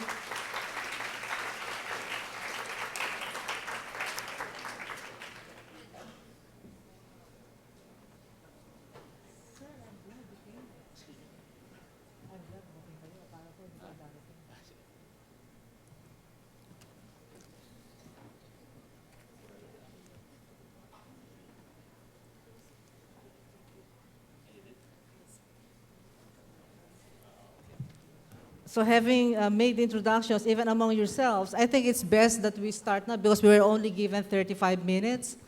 And it would be very good if you could talk more about what you have been doing, what your organization has been doing, what the problems you have encountered, and the help that you might need, from the public. Maybe we can start with the only male among the or okay. Hello. Hi, good afternoon. I'm Ross. I'm with Tweet Up Manila. I'm a social media strategist, but also I am one of the volunteers behind hashtag RescuePH. How many of you actually use the hashtag? Especially last month. Okay. RescuePH really is a hashtag, and we're a loosely organized group of volunteers from all over. We're made of people who attend tweet-ups, which are meetups for people who are very active on Twitter, Google developers, Google mappers, and a lot of other netizens, a lot of students, and really just people who wanted to help out. RescuePH was really what Maria was saying, the bottom-up approach. It was a bunch of citizens who saw what was happening outside. I mean, the typhoon was happening, and people were tweeting for help.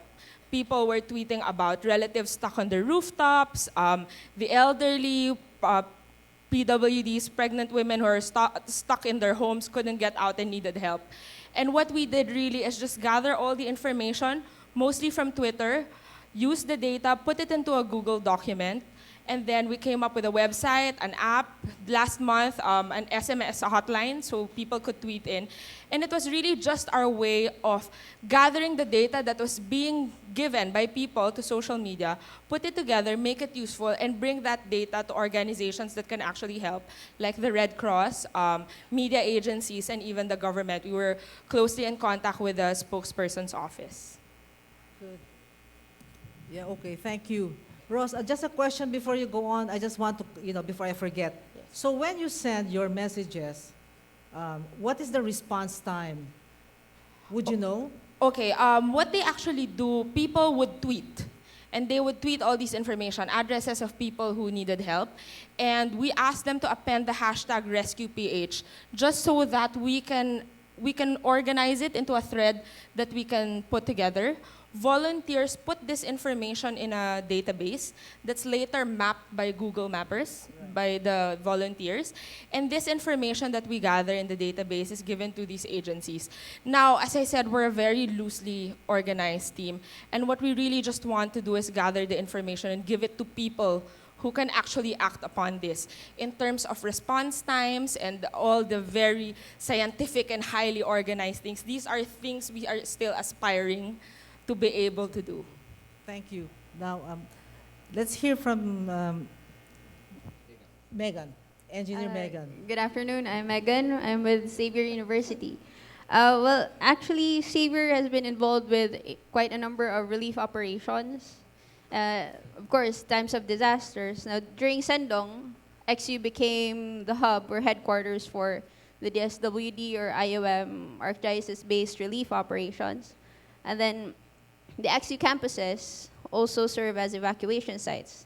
And XUERC, or Engineer Resource Center, where I'm associated with, is, does a lot of hazard monitoring and also rapid damage assessment, which really is very dependent on the number of volunteers that we get, for who's really up for the task, especially when it's post-disaster.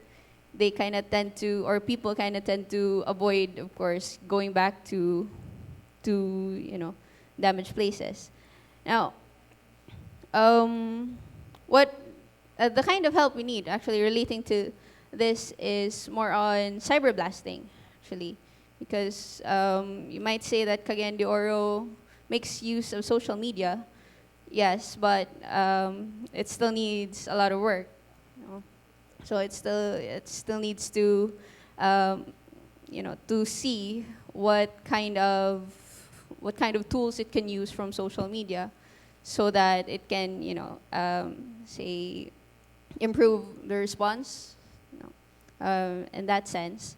And of course, since just recently, we've also been involved, aside from natural disasters, we've also been involved with relief operations pertaining to, say, armed conflicts, such as in Zamboanga. We are currently also the conduit for donations for such activities. And That's it. So you coordinate too, apart from doing hazard maps? It's mostly coordination. Coordination. And, So mostly your activities are geared or involve preparedness and post-disaster. yes po. And also, we're trying to go into the direction where we can educate most communities. We have actually quite a number. We've actually managed to say connect with a number of communities in northern Mindanao. Okay, thank you. Jane? Jane? Okay. Good afternoon, everyone. I'm Jane Uy Matiao, and I'm part of a group of bloggers called Blogwatch. Most people know only about us because of elections, but really we're not about elections. We're just a group of citizens who are advocating for change in the Philippines. So we really tackle social and economic, political issues across the board. So just to give you an idea of first of who we are, I'd like to show you a short video. Can you have it? Sure.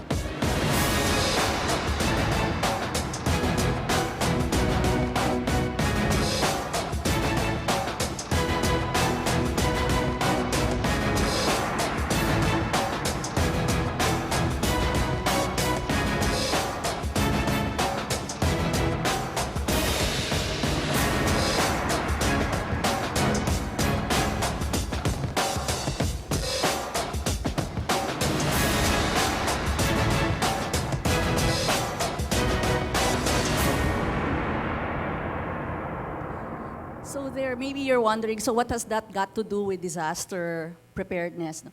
Basically, what we realized as we were engaging people on social media was that we were getting connected to different people. We were not just connecting with netizens. We started getting connected with government, with agencies, because it was part of the advocacies that we were pushing for. So little by little, we were connecting to legislators, we were connecting to the agencies, we were connecting probably to celebrities, to ordinary netizens. And we realized that as we were pushing for all of these issues, we realized that that network could also be harnessed for disaster. Now, when Ondoy struck, Blogwatch was not around yet, but I had a personal experience. Basically, I was online. Mabuti na lang the internet did not go down at all during the time of Ondoy. So I was online most of the time. But at that time, there was no such thing as Rescue PH. There was no crisis map from Google. And so as we were trying to help connect people who needed rescue with people who could give the rescue and relief afterwards, we realized that everything was screwed. Every network, every TV network had its own database. And sometimes the databases were duplicates of each other. Sometimes a person would get rescued, but would show up in one spreadsheet, but would not show up in another spreadsheet. So that's where we saw that there were really things that could be improved upon. There was a website, I don't know if you remember, Bayanihan Online. I don't know if anyone here has gone to that. But eventually, Bayanihan Online became the website where all of these different things was put together. So that's when we realized that there was really a need for a central place where people could go to, either to ask for help or to provide help or to look for people and to be found. And that's, I think, what Google's doing right now. The Rescue PH hashtag also developed and it became a central thing. At least now it is a universal hashtag. During Habagat, I had a personal experience that proved to me how important and what a good potential social media is for rescue. I was personally looking at Facebook, and then I saw one of my friends who posted that there was somebody who was stuck at the second floor of her room, of her house, but needed help to be brought to the hospital because she was sick. And so since the area was very near where I was, and it so happened that because of some other some other advocacies we had, I was connected to the vice mayor of that city. I tweeted the mayor and said, Mayor, Vice, merong nangangailangan ng rescue dito sa area na to. So immediately, he responded and said, give me the exact address. So I went back to my friend who was on Facebook. I was on Twitter with the vice mayor, but my friend was on Facebook and I said, the vice mayor needs an exact address. So she gave the address, I forwarded it to the mayor through Twitter, and a few hours later, my friend tweeted back, made a post message and said that the person who needed rescuing was rescued. A boat came, rescued her from the second floor, brought her to the hospital. So that was a very small thing, but for me, that was a large impact as far as what social media can do. And I think that's what BlogWatch is trying to do now. We have a growing network as BlogWatch people. We would like to be able to use that network for education, to be able to spread the word about what people can do to prepare. Because it's important not just to react. We've been very reactive for the longest time, but we're a country where a lot of disasters come. It's about time that we really prepare our people. And I think by using social media networks, we will be able to spread the word even faster. So that's all. Before I end, I would just like to acknowledge some of my BlogWatch people who are here. If you're in the room, can you please stand up and be recognized? So people know where you are. Can we have some of my BlogWatch people here? The family? The BlogWatch family, please. Please stand up.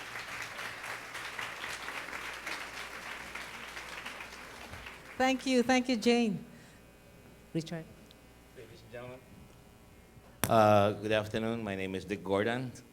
I look much better than Governor Salceda. I've been a volunteer of the Red Cross for the last 46 years. My mother was in the Red Cross for 63 years until she died. The Red Cross is the foremost humanitarian organization in the whole world.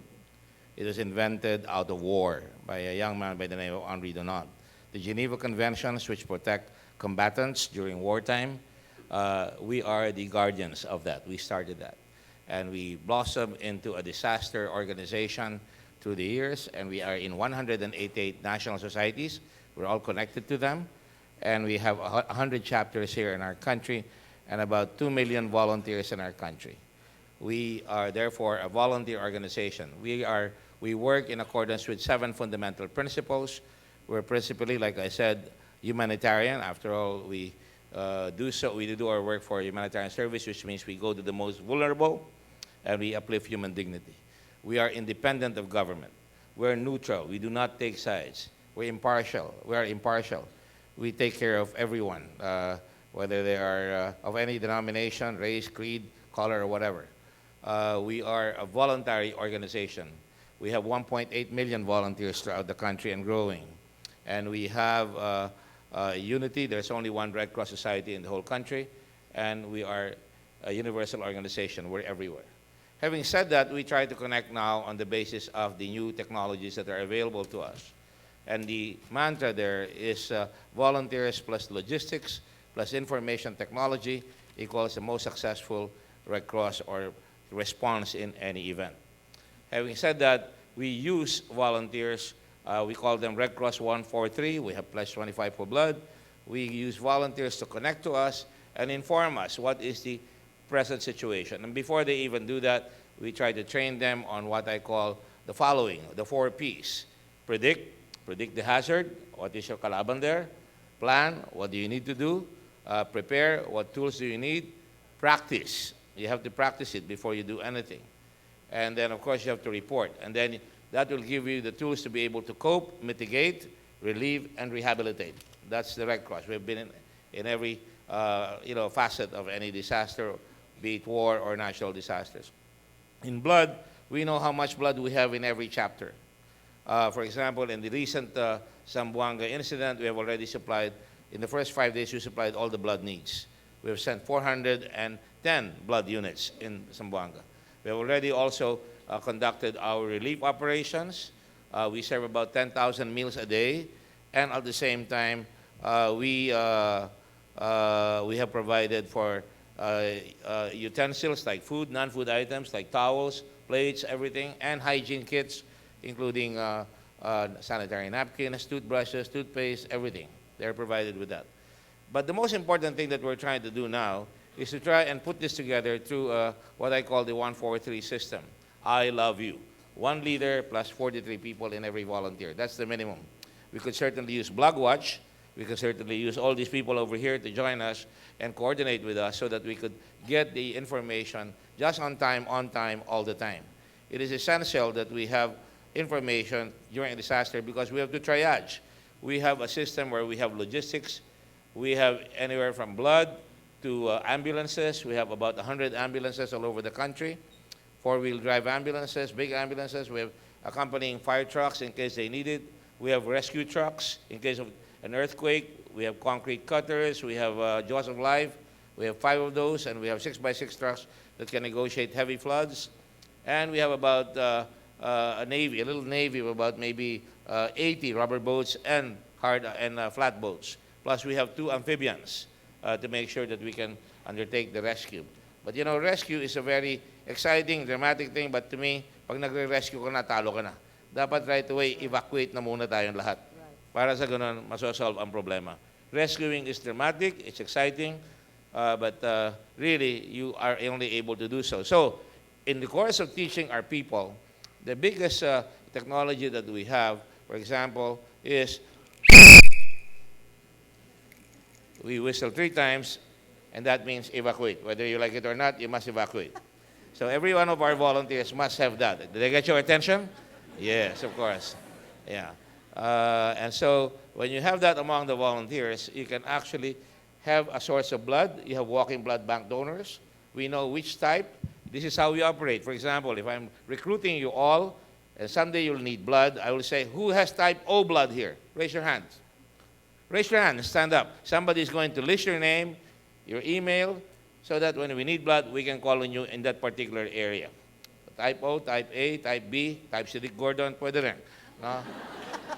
Now, having said that, you can also learn to make sure that, send to us what are the disasters. For example, sa Dapitan, palaging baha. We would call on somebody there, or they would call us, bumabaha na doon. Sa Albay, may volcano. You name it, I've gone through it. Pinatubo, Taal, Albay, I've been there many, many times, and even in earthquakes.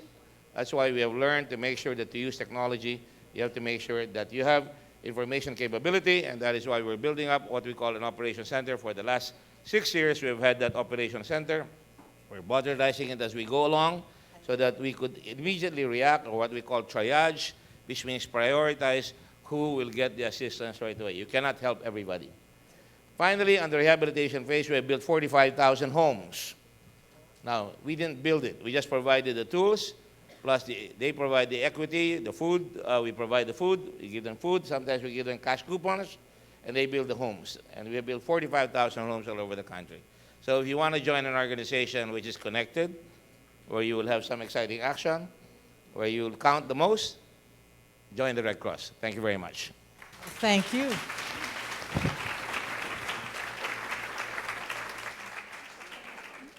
Now we can take some questions from the crowd. Any questions? Here we talked about the volunteers, Red Cross. It's not only, now we find out it's not only during disasters, as he said, as the chairman said, rescue might be exciting, but really, we're too late. There must be preparedness, planning, and all that. The 4 Ps. I wish Secretary Soliman were here. Yes, prepare, plan, and predict, prepare. Predict, that's my name, Dick. Okay, predict, Plan, prepare, practice. You have to practice all of that. Then we have, Cope, mitigate, relieve, rehabilitate. oh, that too. And then 143. That's the best. Yes, please. Hi, good afternoon. I'm Carlos Lasa. I'm from a volunteer group called ivolunteer.com.ph, and we basically organize and connect organizations with volunteers across the Philippines. Now, given that the panel is about volunteerism, what do you think are the opportunity areas when it comes to disaster response management in terms of volunteers? Do you think there is a general lack of volunteers across the Philippines? And in what specific areas do you think we should work on in terms of volunteerism? I'm asking the entire panel. Great. I think in terms of the need for volunteers, there will always be a need for volunteers, not just for rescue, but for everything. I mean, there are different organizations focusing on preparedness and education, and then for rescue and all that. In terms of Rescue PH, what we really need are collaborators who will help us eradicate the need for the hashtag RescuePH. When the volunteers do get together, a bunch of them are scattered around the room, we all agree that the ultimate goal is to make RescuePH obsolete, that there won't be a need for that hashtag. It came out of just the need. We saw what was happening, no one was responding to the tweet, so we did what we had to do at that given point in time. But it's also saddening that every year it looks like we're gonna have to keep doing it until we finally find a solution, a long-term solution to address what it is that constantly happens to the country anyhow. So I think now what we really need are great minds. I mean, whatever you're good at, if you're good at developing apps, if you're good at coming up with outrageous ideas, just come to us and tell us how can we all come together and finally get rid of the RescuePH hashtag. Megan? I think you just have to keep. Well, it's surprising that there are actually students, or say most students are actually willing to volunteer. You know?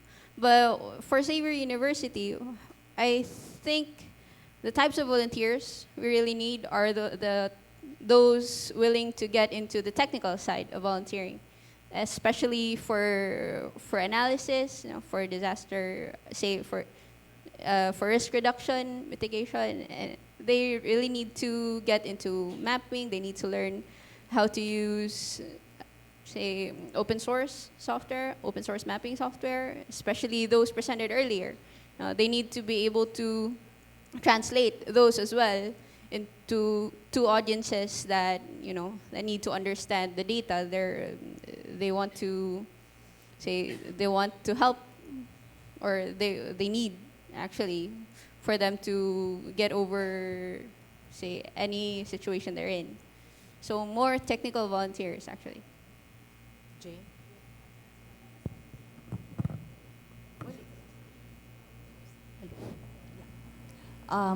In our case, for example, we're more ready for education. You know, everyone in this room can volunteer in a certain way. You don't have to be the type of person to physically go out and rescue someone. There are people here who are probably capable of doing that, but there are many also who may not be able to do that, but will be able to volunteer in some other way. I think later there will be a time when people here will be able to volunteer. But I think if you are online, just like most of us, I think, are netizens, first of all, I think it's important that you also add to your social network the agencies and the people, the netizens who are involved in disaster preparedness, rescue, and relief. That's the first thing, because if you're not connected to these people, then how are you going to be able to help? How will you even get the information that's coming out of these agencies if you are not connected? So for me, the first thing is connect. The second thing is engage. That's how we learned. When we started connecting to legislators, to agencies, we found out that by engaging them, we are actually able to influence, in some way, change. One good example was when the government put up the typhoon signals. I don't know if you remember that it did not start out the way it is now. Now, it first started out with color codes that looked like a traffic light. Did you remember that? It was yellow, green, and red at that time. And when that coding came out, immediately a lot of us, including myself, started tweeting and saying, I don't think that's the right color codes, because if you are going to put green as moderately heavy or as moderately heavy rain, I don't think people will get it, because green means good, diba? Green means okay, it's okay to go. So if you're trying to warn people, you're not supposed to use color green. So for a long time, there was a discussion online between some people in government and netizens, and we were insisting that that was not the right code. Eventually, they relented, and now it's yellow, orange, and red. So there are many, many things that can be done online. So for me, what's very important now is assess what you can do within your own limitations, and then look at your skill base, and then look at the areas where you can volunteer. It cannot be that there's no area where you can volunteer. There's at least one area where you can be of help. So that's all. The Red Cross is easy. You can volunteer in your own, you can work in your own office. You can organize your group of 143 in your own office. You can report what you see by cell phone or by email or what have you. Just dial 143 or text 143. You'll be all right. If you want to be a little bit more specific, you could go into training. For example, yesterday we had the blood day. We have people whom we reward, galloners we call them. One family had given 161 blood units, 161 times over the years. Now, the wife has also given 81 times, and the children are now doing that. They can do that. And by the way, blood is for everyone. If you need blood, just call 143. We will call you. Every day, people call me in my cell phone or text me or email me, and we are able to respond to them, especially in even outlying areas. The other night was Tanawan. So the other thing that I want you to know is that if you want to do, our blood director is here, Dr. Nolupta. Satana, please, so let us see you. You're not formidable. And of course, if you want to be in disasters, you can also train for that. Most of our ambulance drivers are people responding during ambulance situations. They're volunteers. Even our fire trucks. We have about 17 fire trucks, and they're volunteers. You want to rescue some boats, you can do that as well. We do what we call water search and rescue, and also water sanitation. We provide water. We can provide water for 40,000 people in one day with just one machine, but we have small machines as well. So marami, you can actually choose. You can be somebody who takes out the messages in the Red Cross in your own chapter, so that when people call, there's somebody who can take out the messages, and you farm it out, and you send it to the operations center so that we can get it done. No? So you can, if you want to do CPR or first aid safety, that in your own office. For example, we can teach you how to save lives. Somebody has a heart attack or somebody chokes on his food, we will teach you how to do that. Of course, may bayad yun. That's our bread and butter as well. But anyway, but if you're a volunteer, it will come in. If you volunteer regularly, that will come in for free. So having said all that, marami kayong magagawa na may tutulong sa Red Cross. Like I said, you can be an organizer so that it's a very proactive Red Cross that you see today. In the old days when you call the Red Cross, when you ask them, I want to volunteer, pwede kang pumunta sa office, sagot ka ng telepono. No way. Now you have 143. You can say, okay, I want to volunteer. Can I volunteer right here in Cavite in my factory? Yes, you can. So on the way, you see an accident. We will send an ambulance there right away. We have an ambulance in Cavite. It's flooded here already in the Pitan. It's always flooded, so it's hanggang baywang na. So we will put out the word na, you can blow the whistle. All volunteers get a whistle. They get an ID card that has a cheat sheet that will tell you who to call and what to do right away. So volunteering is the most important job in the world. I've been a volunteer in the Red Cross. I'm chairman. I do not get a single centavo from the Red Cross. I work practically every day now that I'm out of the Senate. Good enough, wala na akong napolis doon. No? And of course, let me tell you that I don't get paid. I've seen the world through the Red Cross. I've been in the board of directors, board of governors of the International Red Cross. By the way, I did the humanitarian law, the Philippine humanitarian law, as well as the disaster law of our country in the Senate. So you can see, volunteering has always been an integral part of my life. Subic, if you're familiar with Subic, was done by volunteers. Many of them came from the different schools. They were not paid. I was surprised you said Olongapo. Many of our people in Olongapo volunteered to protect it and preserve it so that it would not be stolen. And it shot up like a rocket. And then we had double summa cum laudes from Wharton and Harvard, lawyers, and Stanford business graduates who gave up their time and made Subic the most exciting program of the government at that time. Unfortunately, when we left, medyo kuha na. But that's the way it is. We have to continue. The one thing about volunteerism you must remember is it must be sustainable. You must stay the course. And by the way, if you volunteer, when you apply for a job, you say, I'm a volunteer of the Red Cross. Malaking bagay yan, especially if you know CPR, first aid, or you have been through disasters, then they will know you're not just a spectator. You're not a stranger. Albert Camus, l'extranjero. You are somebody who makes things happen. Not just rescuing, but thinking and doing things that will uplift life, not just rescuing, but providing dignity. Thank you. Thank you, too. So, are there any other questions? Yes. You're the guy from Valenzuela, Bulacan, no? Yeah. Yes. Good afternoon. Just a minute. No? I just want you to introduce some of my people here. The ERU guy, Emergency Rescue Unit, is a guy who's 6 feet tall. Will you please stand up, Leo? There you go. See, there are no height limitations. We all aim high. He's an architect, but he has rescued many people from floods, from earthquakes, etc. And we have others here, but I will mention them later. Yes, I want to ask my idol, my former mayor in Olongapo City, because I came from Olongapo too. I used to donate blood every 6 months, at times every 3 months in Valenzuela City, because I was educated, I was informed of the benefits, the beauty of donating blood to my body. My confusion is, bakit for so long years ng Red Cross ay nag-inform at they have done the best. Pero pagka ang tao tinanong mo, aywan ko dito sa ating crowd, pag pinagtas ko ang kamay kung ilan talaga yung nagdo-donate, hindi ko alam kung kalahati o meron. Kasi sa community natin, pag sinabi ko sa community ko sa Valenzuela, naghahanap ako na magdo-donate, talagang hahabulin mo pa, kailangan mo pambayaran.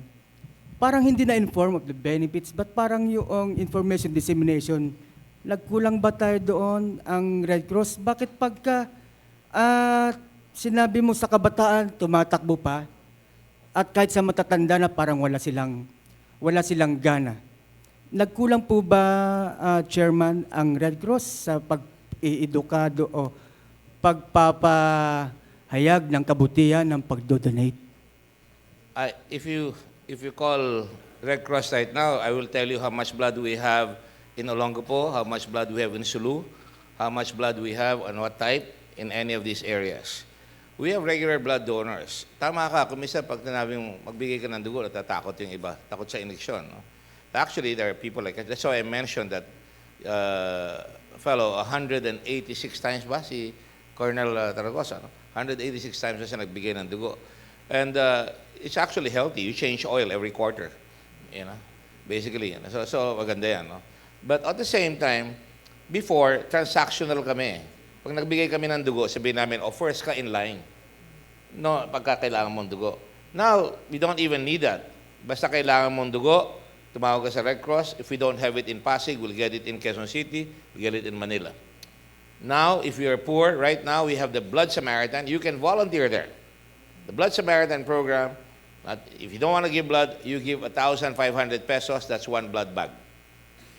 All right? So it's a crime when a poor person has to pay for the examination of blood and he cannot get blood. Everybody should be able to get blood. So it is a challenge to the community that they provide the resources, because otherwise we want safe quality blood. Kailangan itetest yan for AIDS, itetest yan for hepatitis. So hindi kaya ng Red Cross na. We are, by the way, non-government. We're independent of the government. So you can give that in Blood Samaritan program. And that's why PCSO fell in love with it. They're providing us assistance. I started that. Part of my PDAF went to blood assistance. You know. So, dyan yung makikita na talagang meron. No? So, with the 143 program, we can ask you, you want to give blood? Everybody can say, I want to give blood. So, this week, kayo on TOCA. Next week, itong barangay na ito. Next week, itong eskwelang ito. Next week, itong factory ito. So we do that. And next year, we're going to start giving awards to the best school, the best barangay, so that it will really spread out. In other countries, when the word comes out, we need blood, people will line up right away to give blood. Dito, medyo nagkakapilitan pa, kaya medyo tumatawag pa kami doon sa regular donors kung kakapusin. Thank you very much. Thank you. So we have to wrap up now. I was told so. We've run out of time. But I want to thank my panelists, our panelists, and thank you so much for telling us what you've been doing. And for the next session. Thank you.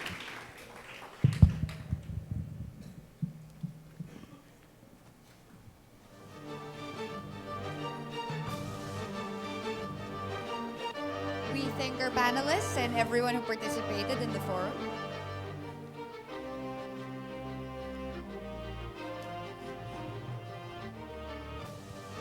Okay, what we'd like to do again right now is call up here on stage the one and only Maria Ressa. Yes. There she is. We're going to make an Instagram video later.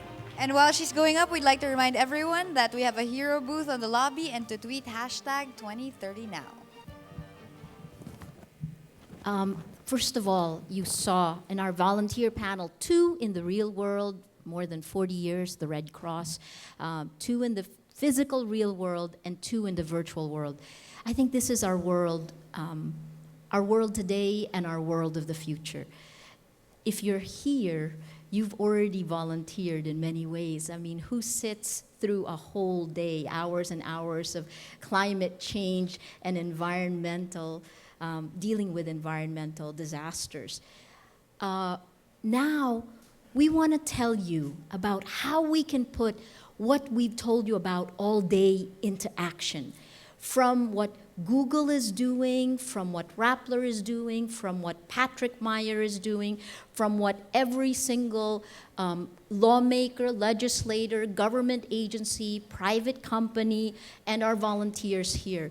We have an idea we'd like to introduce to you, to tell you about it and show you how together we can actually scale in a way that I don't think the world has seen yet. Let me introduce the people who will tell you about it. And I'll warn you, take out your phone because you'll find it interesting. Let me introduce again Secretary Lucille Sering from the Climate Change Commission. She is, as you know, she has personal experience with this. There is a law. From what you saw from Senator Legarda, we have a lot of laws. Our question is really, how can we carry out those laws? And if government can't do it on its own, this is very strange to hear a journalist say this, if government can't do it on its own, how can we actually help? I think the time, particularly in this instance, to talk about pointing the finger and blaming, it doesn't help right now, nor will it actually help all of us in the future. So let me call up Secretary Lucille Sering.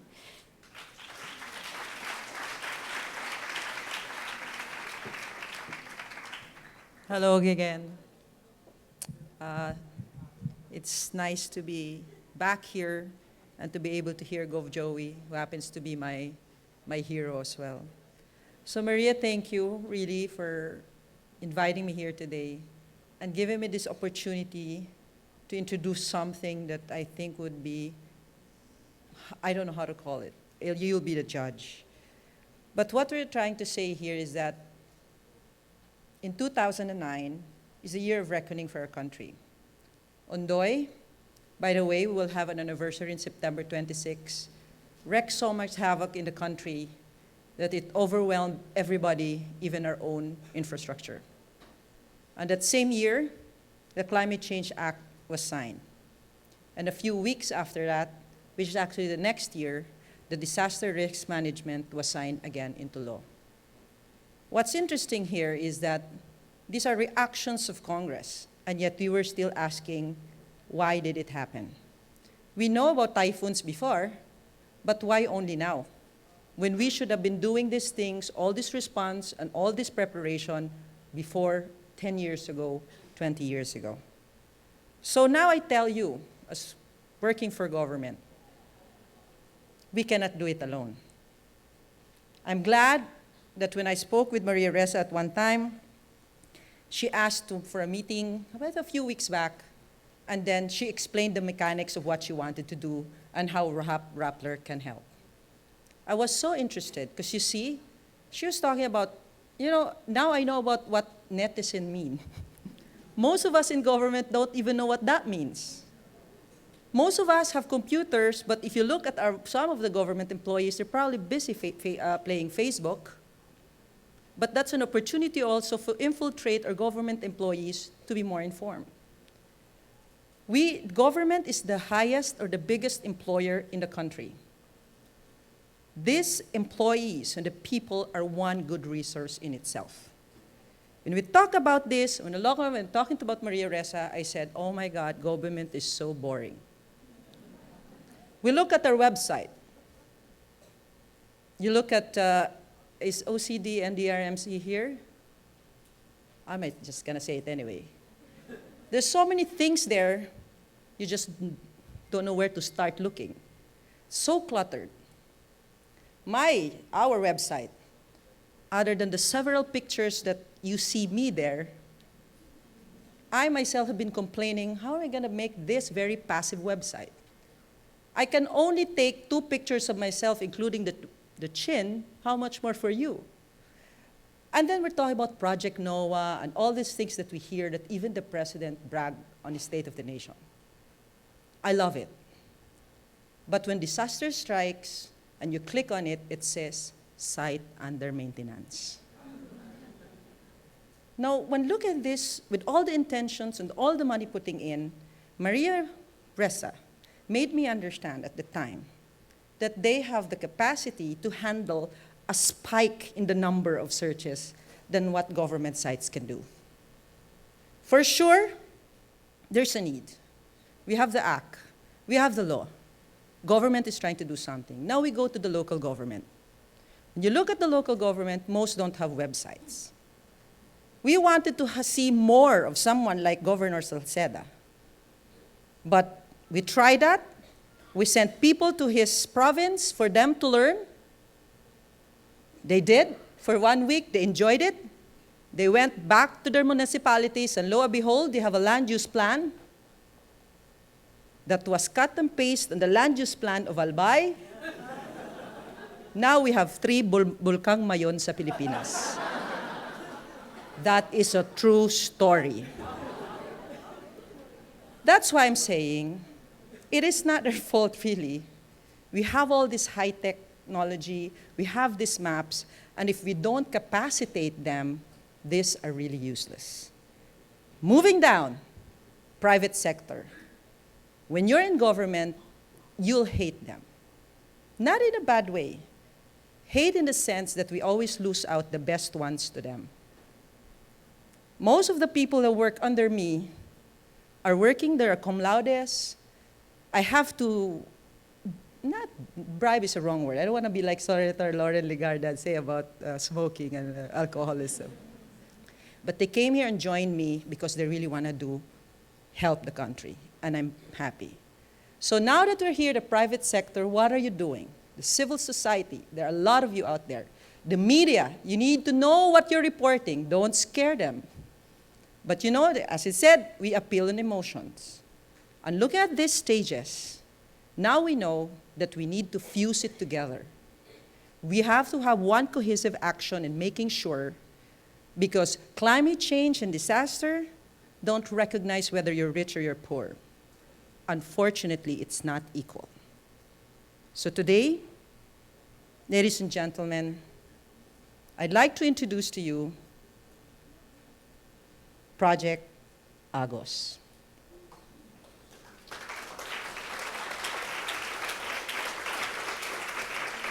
Project Agos, or Agos simply means flow. Flow of water and flow of information. If you look at it, it looks passive right now. It's just a launching, and I guess it will be more interactive later on. When it was first presented to me, it looks very much like a disaster platform. But there's one box right there, I said, you should include climate change adaptation, fusing it with disaster risk management, because this is where the country really needs to do more preparation. 26% increase in budget since 2008, but 90% used for recovery and rehabilitation. We keep on repairing the same risky areas. That's why we see an increase of these damages.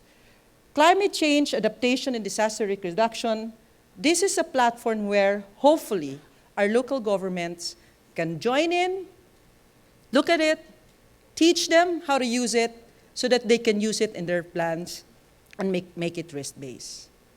But the challenge in all of this, and we all want heroes, there's a booth downstairs that are looking for heroes, is that you need to be able to reach most especially the offline communities, because there are more of them than those online. So when this Project Agos is right here, that's saying when I spoke earlier, there's really hope. And today, I hope you ask these questions, but I won't be the one answering them, and I'm glad that Walter Tupas will now explain what this platform is all about. Thank you very much for having me.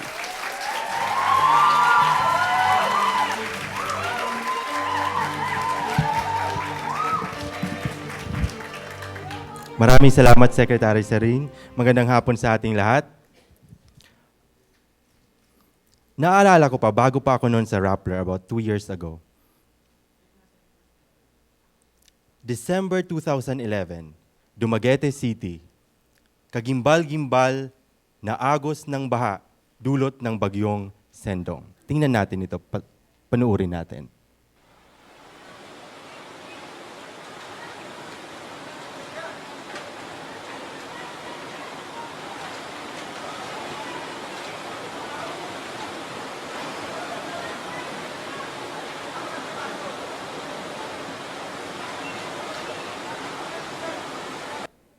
It's a raw footage. May tanong ako sa inyo, hulaan ninyo, sino ang kumuha ng video na ito? Tatlo ang choices ninyo. 1, CNN. 2, ABS-CBN. 3, Rappler. Sino nagsasabing CNN? Pa? ABS-CBN. Rappler. Mahal nyo talagang Rappler, ha? Salamat.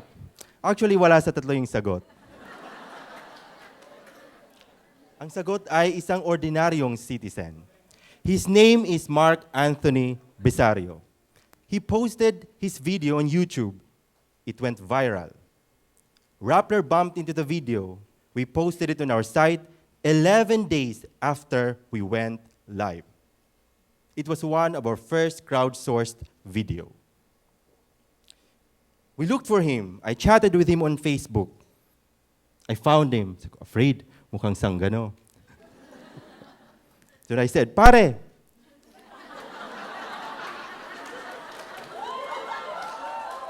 ang lakas ng loob mo ha, kunan yung video na yan sa gitna ng bagyo. Bakit? Sabi niya, walang media eh. Sabi, sino pang kukuha kundi ako? Tama nga naman. In the age of digital technology and social media, sa gitna ng sakuna, hindi na natin kailangang hintayin pa ang kamera ng media. Sabi ni Mark Bisario, sana sa pamamagitan ng video na ito ay maantig ang damdamin ng mga mamamayan na kayang tumulong sa mga nangangailangan. Rappler, when it started on Facebook as Move PH, had a vision. And that is to tell compelling stories to move people to act. Move PH, now Rappler's civic engagement arm, provides the platform to initiate action, to make a difference. Rappler, which is the citizen journalism arm of MovePage, which is the citizen arm of Rappler, has tried to come up with a platform. It is a one-stop shop platform. And we are happy to announce today that we are taking a step further by bringing together government, the private sector, and the citizens on a common climate change adaptation and disaster information platform. As I said, it's a one-stop shop for preparedness, for response, for recovery. This is Project Agos.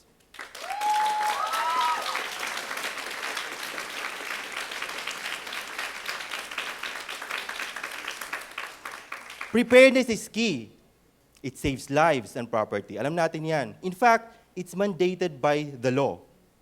Because if we're prepared, we are resilient.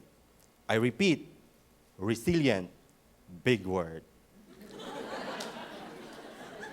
Pero alam nyo, sa Senado, pinag-uusapan pa rin ito, pinagdedebatehan. After ng speech ni Senator Legarda tungkol sa State of the Nation, State of the Environment, debate sila. Wala daw katumbas na kahulugan ng resilient sa Pilipino.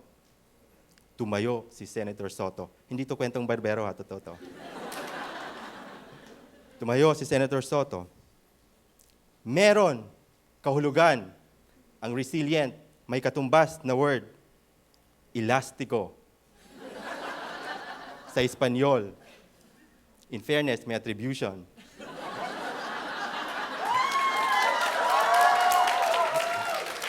Ayaw magpatalo ni Senator Alan Cayetano. Tumayo. What if we make the word synonymous with the word Legarda? Nya, wale. Sometimes I can't stand these politicians. I mean their humor. But not this mayor I met and which I interviewed. He came from Santa Magdalena in Sorsogon. Sabi ko, Mayor, kung ikaw tatanungin, ano nga ba talagang meaning ng preparedness para sa'yo? Simple lang yan, sabi niya. Zero casualty, protection of my environment and watershed, food security, strong houses, but I need more information. I need awareness on hazards and risks and exposure so that before disaster strikes or when it strikes, I will be able to decide. Tama ba? Para sa mga LGUs, yung ganitong pangangailangan nila, that's their basic concept of preparedness. Hindi lahat ng mga local government units ay may ganong capability. That's why, think of Project Agos as a reservoir of continuing government efforts, private sector endeavors, like hazard maps and weather alerts on Rappler, for instance. But they are enhanced by social media, by big data, in other words, by you, the people, the netizens. What Project Agos does is to bring this information into the hands of the decision maker at the impact level, at the fingertips of the people. But what do we do during disaster, when it strikes? Tayong mga Pilipino, walang kinikilalang panahon kung nasa social media. Bago tayo kumain, ano ang ating ginagawa? Mag-tweet. Kung bumabaha, ano ang ating ginagawa? Mag-selfie. Mulan, Mambon, may memes.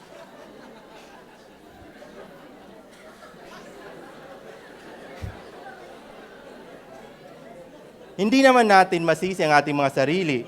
We are the social media capital of the world. We are the texting capital of the world. You can only imagine the noise out there. During disaster, the problem is not lack of information. The problem is fragmented information. In fact, during disaster, the spirit of the Filipino people is steadfast. What crumbles is the information flow. along with the bridges and the roads and the buildings. The problem, in other words, is does information reach the responders? Responders like Dr. Teddy Guerra, he commands a vast network of volunteers and responders. They are equipped, they are skilled, they can deploy help anywhere, anytime. But he says he does not have access to information, particularly information coming from social media. That's one problem. Second, feedback. They are doing noble things. They are saving lives. Ang gagaling nila. Pero nalalaman ba yan ng mamamayan na nakakapagsalba sila ng buhay? Wala silang ganong abilidad upang ipaalam after nila masave ang isang tao, ang mga incidents, ang mga critical needs, dahil wala pa silang platform. That's the second problem.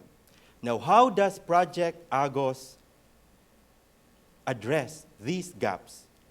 By gathering various sources of information like social media, web, and text. Akala nyo simple lang yan. We make sense of this immense data and information. How? By merging technology and people. What's wonderful and cool about this technology, which Project Agos uses, is that it learns from the people. Akala nyo si Patrick Myers lang kaya mag-explain ng artificial intelligence. It learns from the people. The more you use the tool, the better it becomes, the better the outcome, the results. And what it does is to present the most relevant information in an interface, a very intuitive and useful interface, customized for the national government, the local government units and responders, and the citizens. Let's test how this thing works. Let's assume there's typhoon today. Knock on the wood. But it's a situation, for instance, that's happening today. The rivers are swelling. The streets are flooded. People need help. How can we use this tool? Tatawagin ko yung expert namin sa social media. The social media head of Rappler and TechRap host, Josh Villanueva, will help us demonstrate how this creature works. Thank you very much, Voltaire. Voltaire's right. Let's. I don't know if it's still raining outside. Who's seen the sun in a while? It was raining last night when I last tried to get out of the building, and let's say it's flooded in Makati, and it's something that actually can happen. Even if it's the central business district, it has happened before. So let's pretend it's flooded in Makati, and local government units need to be able to deploy help to those that need it. What can I do to help? What can you guys do to help? We can actually tweet. Now, put together, Voltaire, whip out your phone. Everybody who has a smartphone today, whip out your smartphone and let's load Twitter together. So I've composed a message. You can compose another message if you want to. I'm going to follow this. G's. Pwedeng OMG sa akin. Oh, you can do OMG, Voltaire. Makati. I'm going to type this, Makati flooded. Okay, so I'm going to show the camera over here. Makati flooded, and then help. Now, this is going out to the public Twitter sphere, if you want to call it that. So let's be careful. Let's not cause any unnecessary panic. So please use that in all caps. This is a test. So I'm going to go ahead and type that as well. Sorry, this. Sorry. This is a dictionary, a test. And the last thing that we need is a hashtag. Now, the system works without a hashtag. It will automatically pull responses from Twitter without a hashtag. But, you know, we've all gotten used to using the hashtag RescuePH. Normally, in case of emergency, we'd use that. But because this is just a test, let's just use for this experiment hashtag Agos. Are you typing this out, Voltaire? I am. Are you ready? I am. I'm ready. Okay, once you've composed your tweet, I'm going to press the tweet button, and make sure you have GPS or location services enabled. Now let's take a look at the map. That's my tweet, and I can see more tweets coming in. That's probably Voltaire's. Automatically, and what you're seeing here is our interface. Now, on the left, you have what we call map view. On the right is what we call list view, with the list of tweets that are coming in, or reports that are coming in. Now, let's pretend I am somebody working at the Makati city government, and I want to be able to help those in need. This tool is great, and as you can see, as we watch the map here, and as you guys are tweeting, more and more pins are dropping on that map. And because I only have limited resources, because I can see a concentration in a particular area, they're all in the Greenbelt area right now, I know that people in that area need help. So I can deploy a team to help out these people stranded at AIM.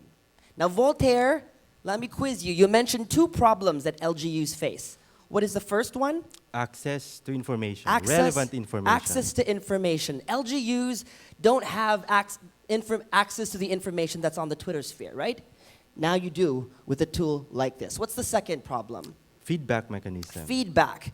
Now, what's great about this tool, and let me just show you again the view. We call this view responder view. So this is the view that the LGUs have. Now, there's actually another tab over there called response. You can click that. So I'm still the LGU guy. I'm still the Makati City Government guy. I've deployed a team, and now I can click on response. Let's go ahead and type in a message. We have deployed a team to your area. So let's type that in. And then let's click map it, and it will drop, and then you can just drag that message to that place in the map, and those people in that area will get a notification, and that they will know that help is on the way. What's happening here is we're closing the loop, Voltaire, from the cry for help all the way to getting those people the help that they need. Maraming salamat, Josh. Isn't that amazing?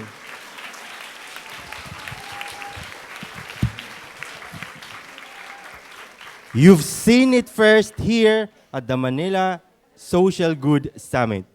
What we've seen tells us that technology can provide solutions. But at the end of the day, it is about people who use the tool. People who are saving people in need. That's why Move PH has mobilized more than 30 partners so far to help us in this endeavor. We are happy that some of our partners are here today from the government sector, the Climate Change Commission, of course, the DSWD, the Department of Social Welfare and Development, has also signed up, DepEd, MMDA, the Anti-Poverty Commission, and other local government units, silang magiging test namin. Pero the partnership is expanding. So bigyan natin sila ng masigabong palakpakan. Please stand up. All government institutions. Tayo. Sino mga government na nandito? Ma'am, Miss Cecil. Thank you, thank you. We have with us also international and local groups, humanitarian groups. UNDP is with us. Please stand up. World Food Program, thank you. Red Cross. Oh, OSA daw, sabi. And other partners. Kung hindi kayo nabanggit, pwede din tumayo, di ba? Damay-damay na. Iba pang mga eskwelahan, universities. We have partnered with them. And of course, 3, the private sector. Thank you very much to the blogging community. They are here with us this afternoon. Blogwatch and Nafnang, you've heard them earlier. Instagrammers Manila and Ad Influence. They have signed up and pledged to help in launching campaigns across platforms. Tumayo tayong lahat. From the online community, Bigyan natin sila ng masigabong palakpakan.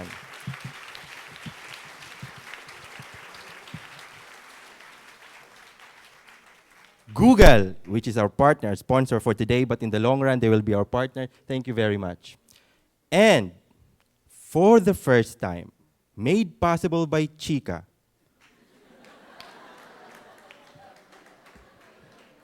Telcos Globe, Sun, and Smart have made available a common number. Take note, a common number which we can use during disaster for free. I repeat, for free.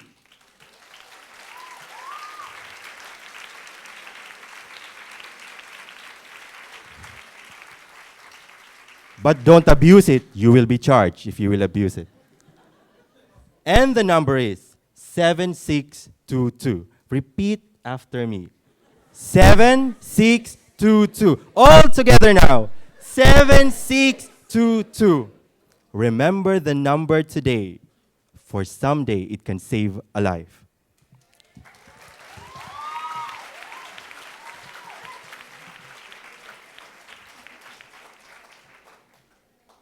Bawat patak ng text, or tweet, or post sa Facebook ay maaring maging agos ng impormasyon na maghahanda sa atin upang harapin ang hamon ng panahon. Imagine a world, village to village, town to town, city to city, connected, resilient. Bawat barangay, bawat bayan, bawat lungsod, konektado, matatag. Ito ang Project Agos.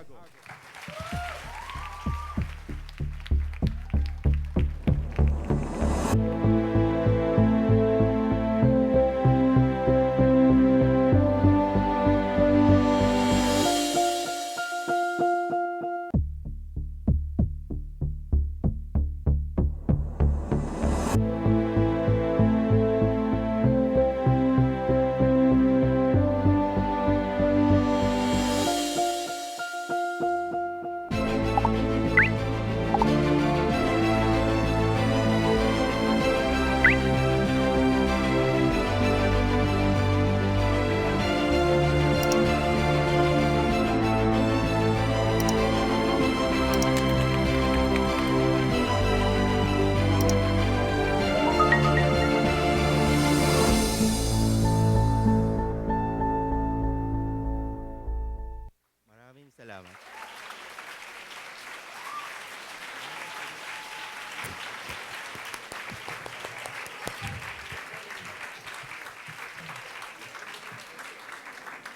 As you can tell, there isn't one group, right?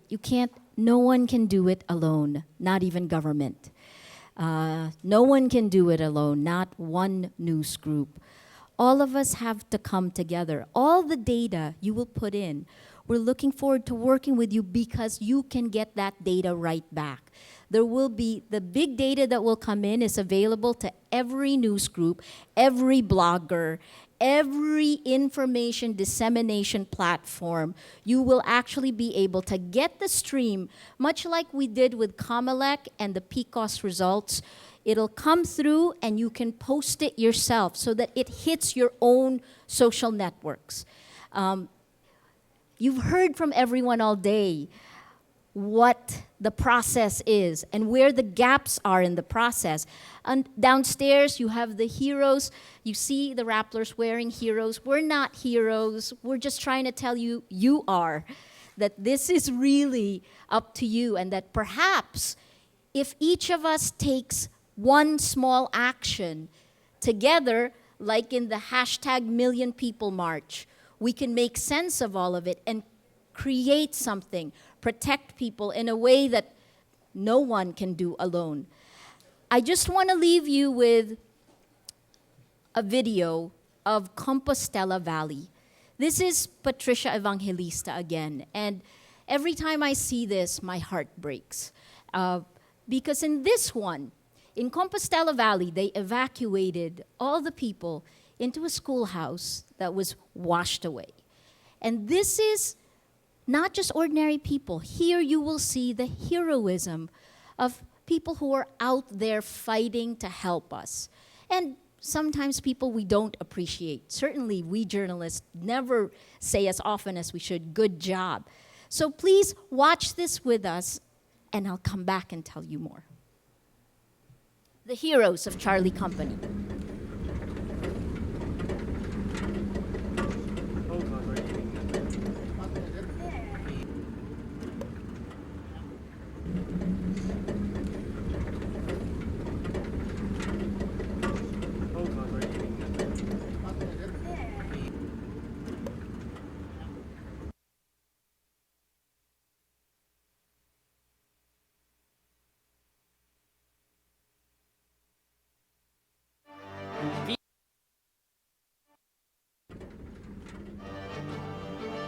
Dead air. Here we go.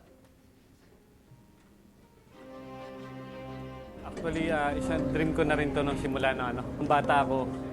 Sa pagiging sundalo kasi, you can be everybody. You can be a doctor, you can be a teacher, you can be an engineer. Kung ano yung makita mo sa area, kung paano mo matutulungan tao, pwede mong i-apply. Okay.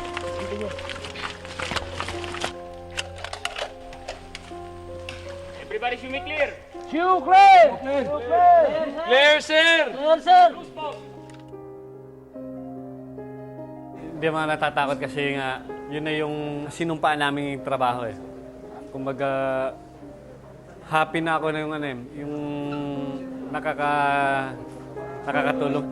Kumbaga sinasabi nga nung girlfriend ko na may messianic complex daw ako eh. Pero sabi ko, at least, tanggap niya naman yung pagiging sundalo ko. Kasi nga sabi ko, before was, sundalo na ako nung nakilala niya ako. And mas alam niya na uunahin ko talaga yung trabaho ko kaysa sa ano. Fire! Insert magazine. Load and lock. Fire on the right. Are you ready? Ready, sir! On the left. Ready, sir! Ready, sir! Range is ready. Range is hot. Fire when ready. Nasa barangay Andam na talaga kami ng 03 December. Binigyan kami ng warning order na be prepared for disaster relief and rescue operations. So nandun na nag-iipon na yung mga tao doon, rumbling na yung ground. Then all communications bagsak na eh. Crashing na yung baha. Nakaya niya nang buhatin yung yung sasakyan namin. Nag-decide ako na tumalon doon sa baha din. Wala na rin yung takot eh kasi responsibility ko yung mga civilian din doon eh. Yung basketball court din may stage. So nandun kami sa stage, baha lahat. Lahat ng tao nun, sir, anong gagawin natin? Saan tayo pupunta? Pero after a few waves na bumagsak na rin yung stage na tinutugtungan namin eh. Hiwa-hiwalay na talaga kami lahat.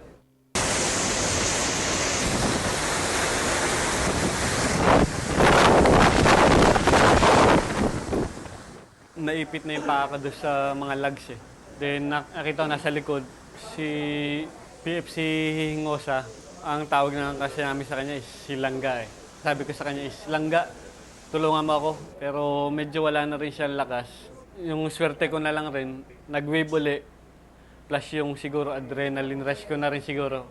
Nagawa kong itulak yung isang yung ng nyug talaga. After nung wave na lumampas, nakita ko na si PFC Hingosa, nasa kabilang side ko na siya. Then ako, nakahiga na ako sa doon sa lag. Sabi ko, Langga, sakay ka dito muna. Iabot mo lang sa akin yung kamay mo. So hindi ko pa rin siya binitawan. Pero yun nga, nagsabi na rin siya na, Sir, wala na akong lakas. Wala na rin akong lakas na hilahin talaga siya ng Nung sumunod na wave, nabitawan ko na rin siya.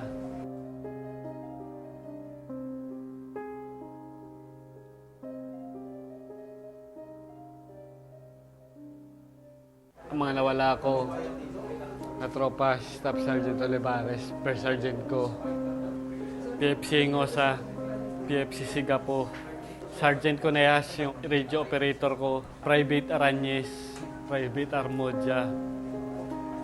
Siyempre, as company commander nga is,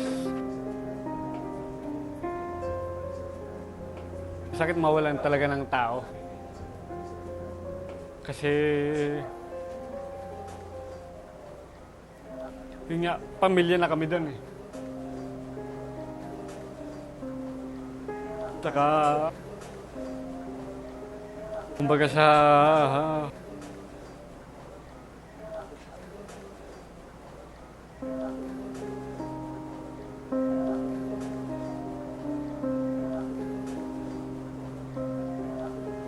sa barkada rin, walang iwanan talaga.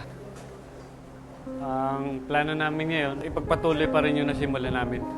Tumatawag sa akin yung tropa ko na nandun. Kasi may balita nga doon na baka ilipat kami. Sila mismo yung nagsasabi na, sir, babalikan natin yung area. Kami pa rin daw yung magbabangon ng New Bataan kasi yun yung ano namin, nasimula namin doon.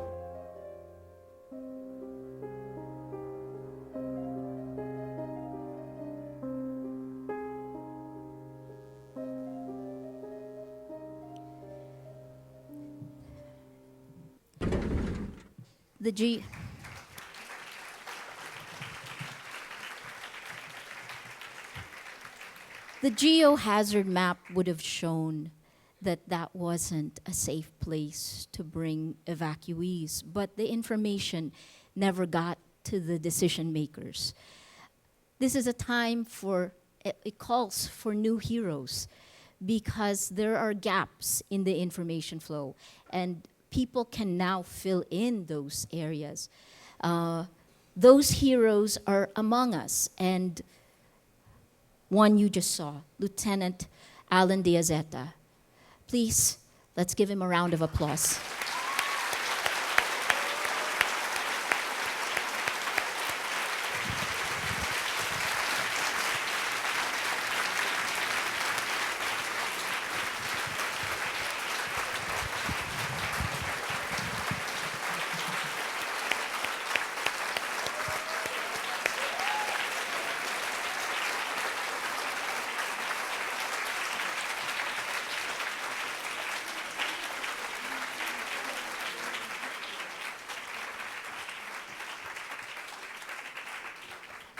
He flew in to tell you about what he's gone through, but mostly, sir, ano ho yung natutunan nyo dito?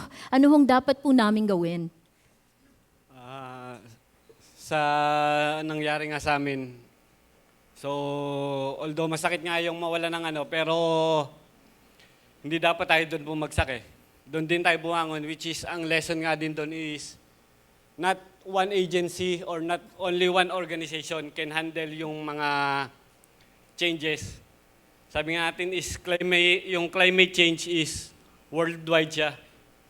So we shouldn't think na as individual or as one organization lang kaya na natin. So lahat tayo dapat magtulungan. So kagaya nga nung sabi ko dati namin napapag-usapan nung wife ko na ngayon na as Filipino.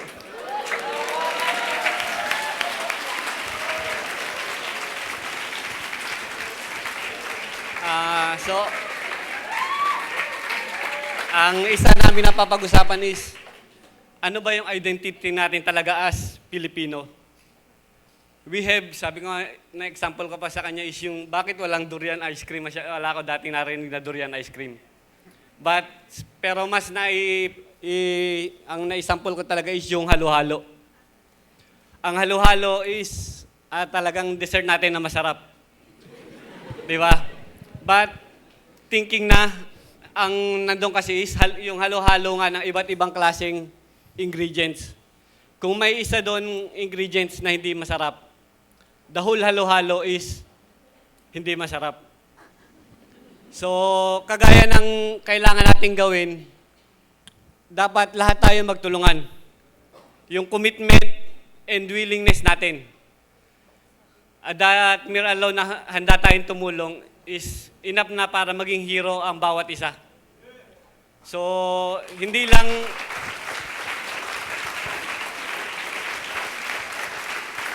we really don't need na mag-sacrifice ng buhay. Kasi sabi nga sa mga presentation kanina, being prepared is much better than yung magre-rescue ka na. Kasi once na mag-rescue ka, istalo ka na doon, meron ka ng losses kaagad. So, sa tulong ng social media nga ng lahat na mai-propagate natin tong project na ito, is we could save much more lives na napaalam natin sa kanila ano ba yung effect ng climate change, ano ba pwede nilang gawin. Kasi usually nakikita namin sa field is marami pa ring tao ang uneducated sa mga gantong pangyayari. So, I'm hoping siguro sa commitment ng lahat, willingness, and yung sabi nga natin, yung puso na tumulong sa kapwa natin.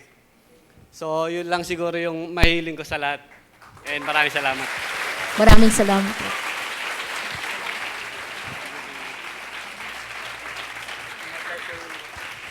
Please let me call up our partners.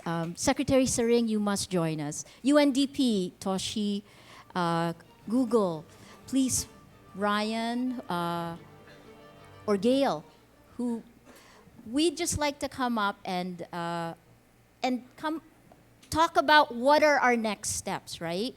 There's a lot of work to be done to make it actually save lives. And that requires all of us. So let me pass the mic on. Let me ask you to pull out your phone yet again. There is a unity statement that was initially an idea of UNDP, which we all loved, and we hope that you can say it with us and hopefully follow it up with action. One small step for each of us will lead to a huge change. And I will hand this. You will hear it with a Japanese accent. Our unity statement, please. Oh, no, we do it together. Okay. Yes, all together. Bisaya accent. Okay. Tayo lahat. Sige, let's go. Please say it with us. Today, we imagine and create the world we want in 2030. As leaders around the world explore how technology can be used for social good, we zero in on one of the most pressing issues we face. It can't be business as usual. We need to do more. It's time for the government, civil society, private sector, and citizens to collaborate on tangible solutions that will build communities that can withstand disasters. Climate change adaptation and disaster preparedness, response, and rehabilitation are our shared responsibilities as stewards of the next generation. Through digital innovation, education, and the Bayanihan spirit, we will harness technology and the collective power of our social networks to promote a culture of safety and resilience. We will unite our initiatives under Project Agos with the goal to develop a common information portal that bridges all stakeholders in disaster risk reduction and management. Let me ask you now. Take out your phone. Let me find my phone. On screen, you will see one message. And again, it's so Globe and Smart are here. Hopefully, all of our partners who are here. Let's get the message.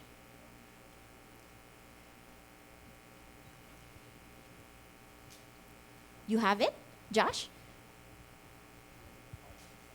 There you go. There you go, Maria. I'm stepping up to be a hero. Hala, it's your own personal pledge now. Kaya nyo ba? I'm stepping up to be a hero. Actually, really, it's very doable. We did it in #MillionPeopleMarch when we were angry. Can we do it when we're not? Right? #2030 now. I'm stepping up to be a hero. Please type it in. And on the screen, before we do that on the other screen, can we show what we look like from God's eye view? Watch your message ripple through this, right? So type it in, #2030 now.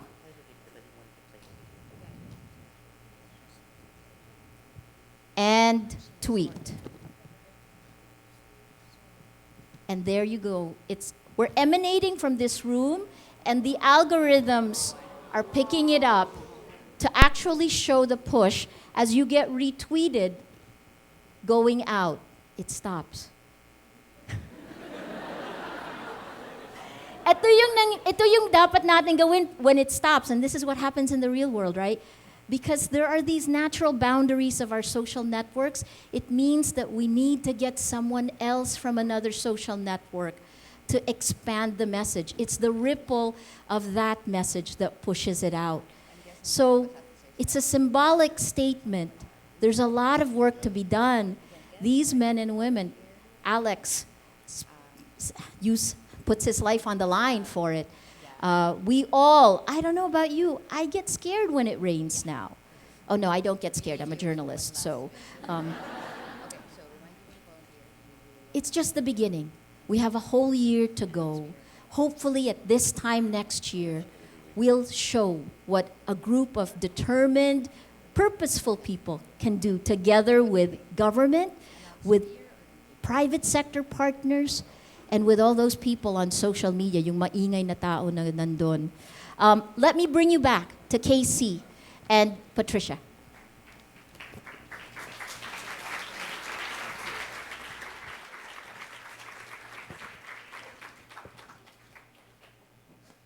Thank you, everyone. And congratulations to Lieutenant Gizeta on his recent nuptials. All right, we'd like to thank everyone. We want to thank all the panelists, all the speakers, and we remind everyone to volunteer, to tweet, and that we have a booth in the lobby, and you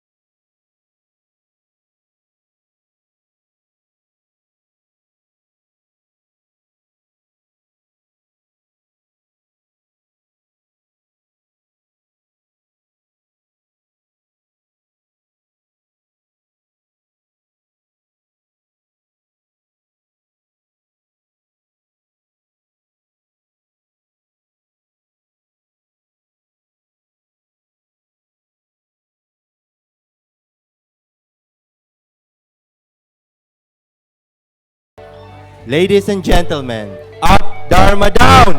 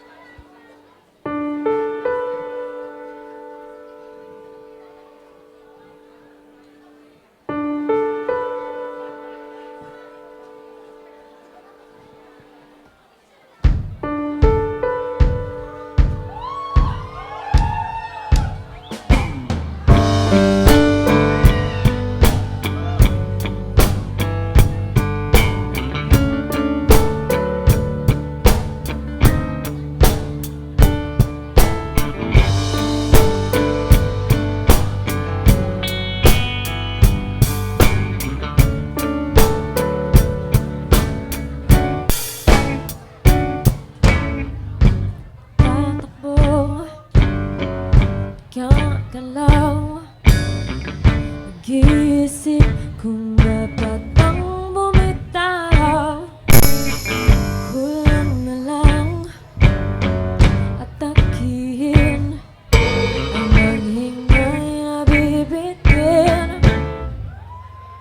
Ang dahilan alam mo na kahit ano pang sabihin nila, tayong dalawa lamang ang magkakaalam. Ngunit ako ngayon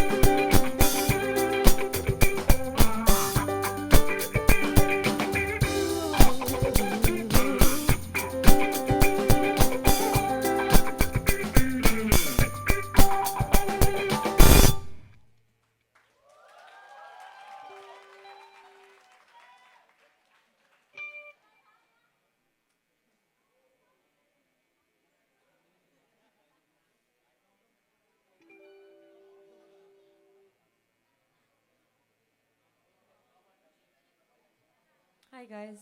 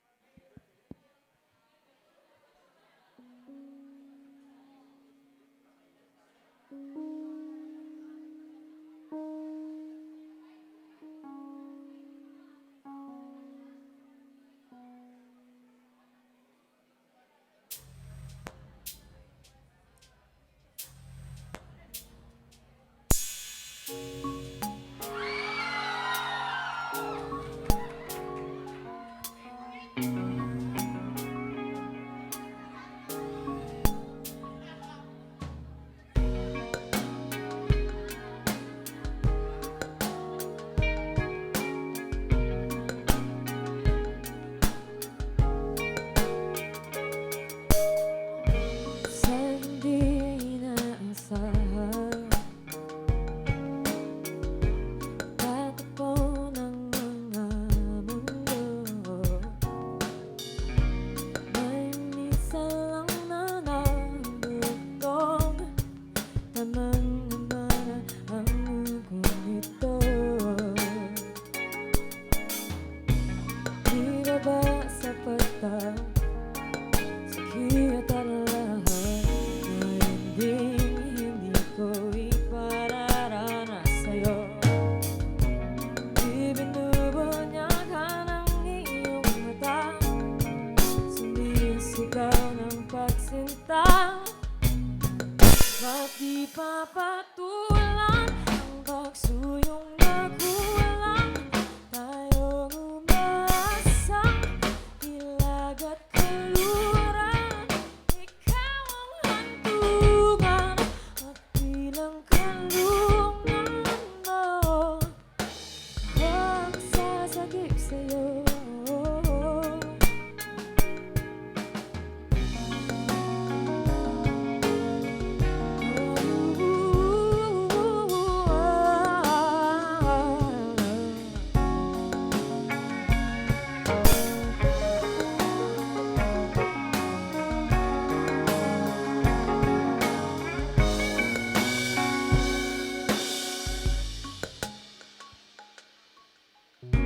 Saan nga ba patungo?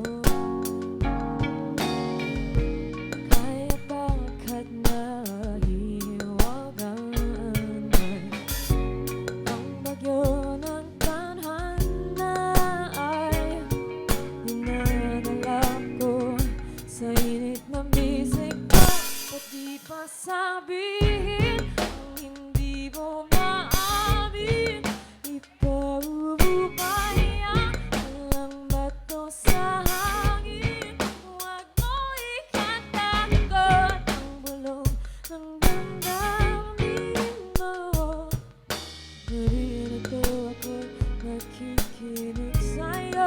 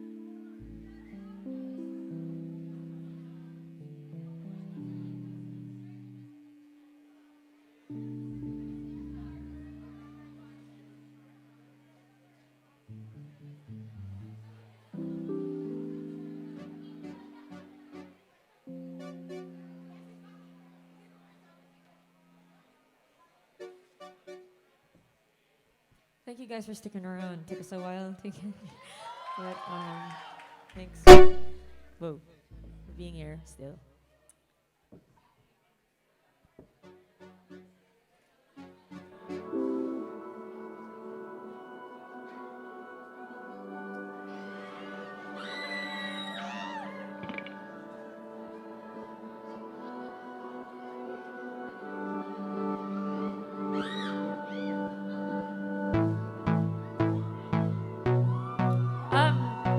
Can we make this a bit more fun for everyone? Yeah. Okay. Let's check it. Thank you. Yeah, you can stand up. Come on. Thank you.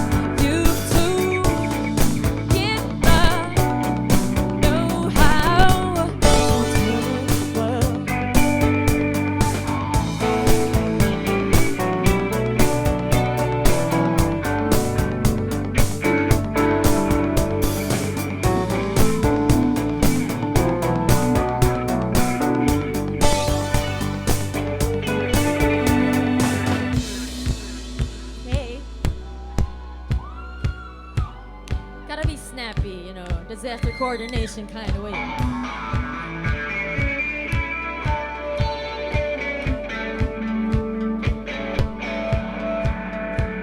Maybe we can suit up and leave the photos home. And I'll walk you through the words, crossing fingers. Maybe we can suit up and leave the photos home.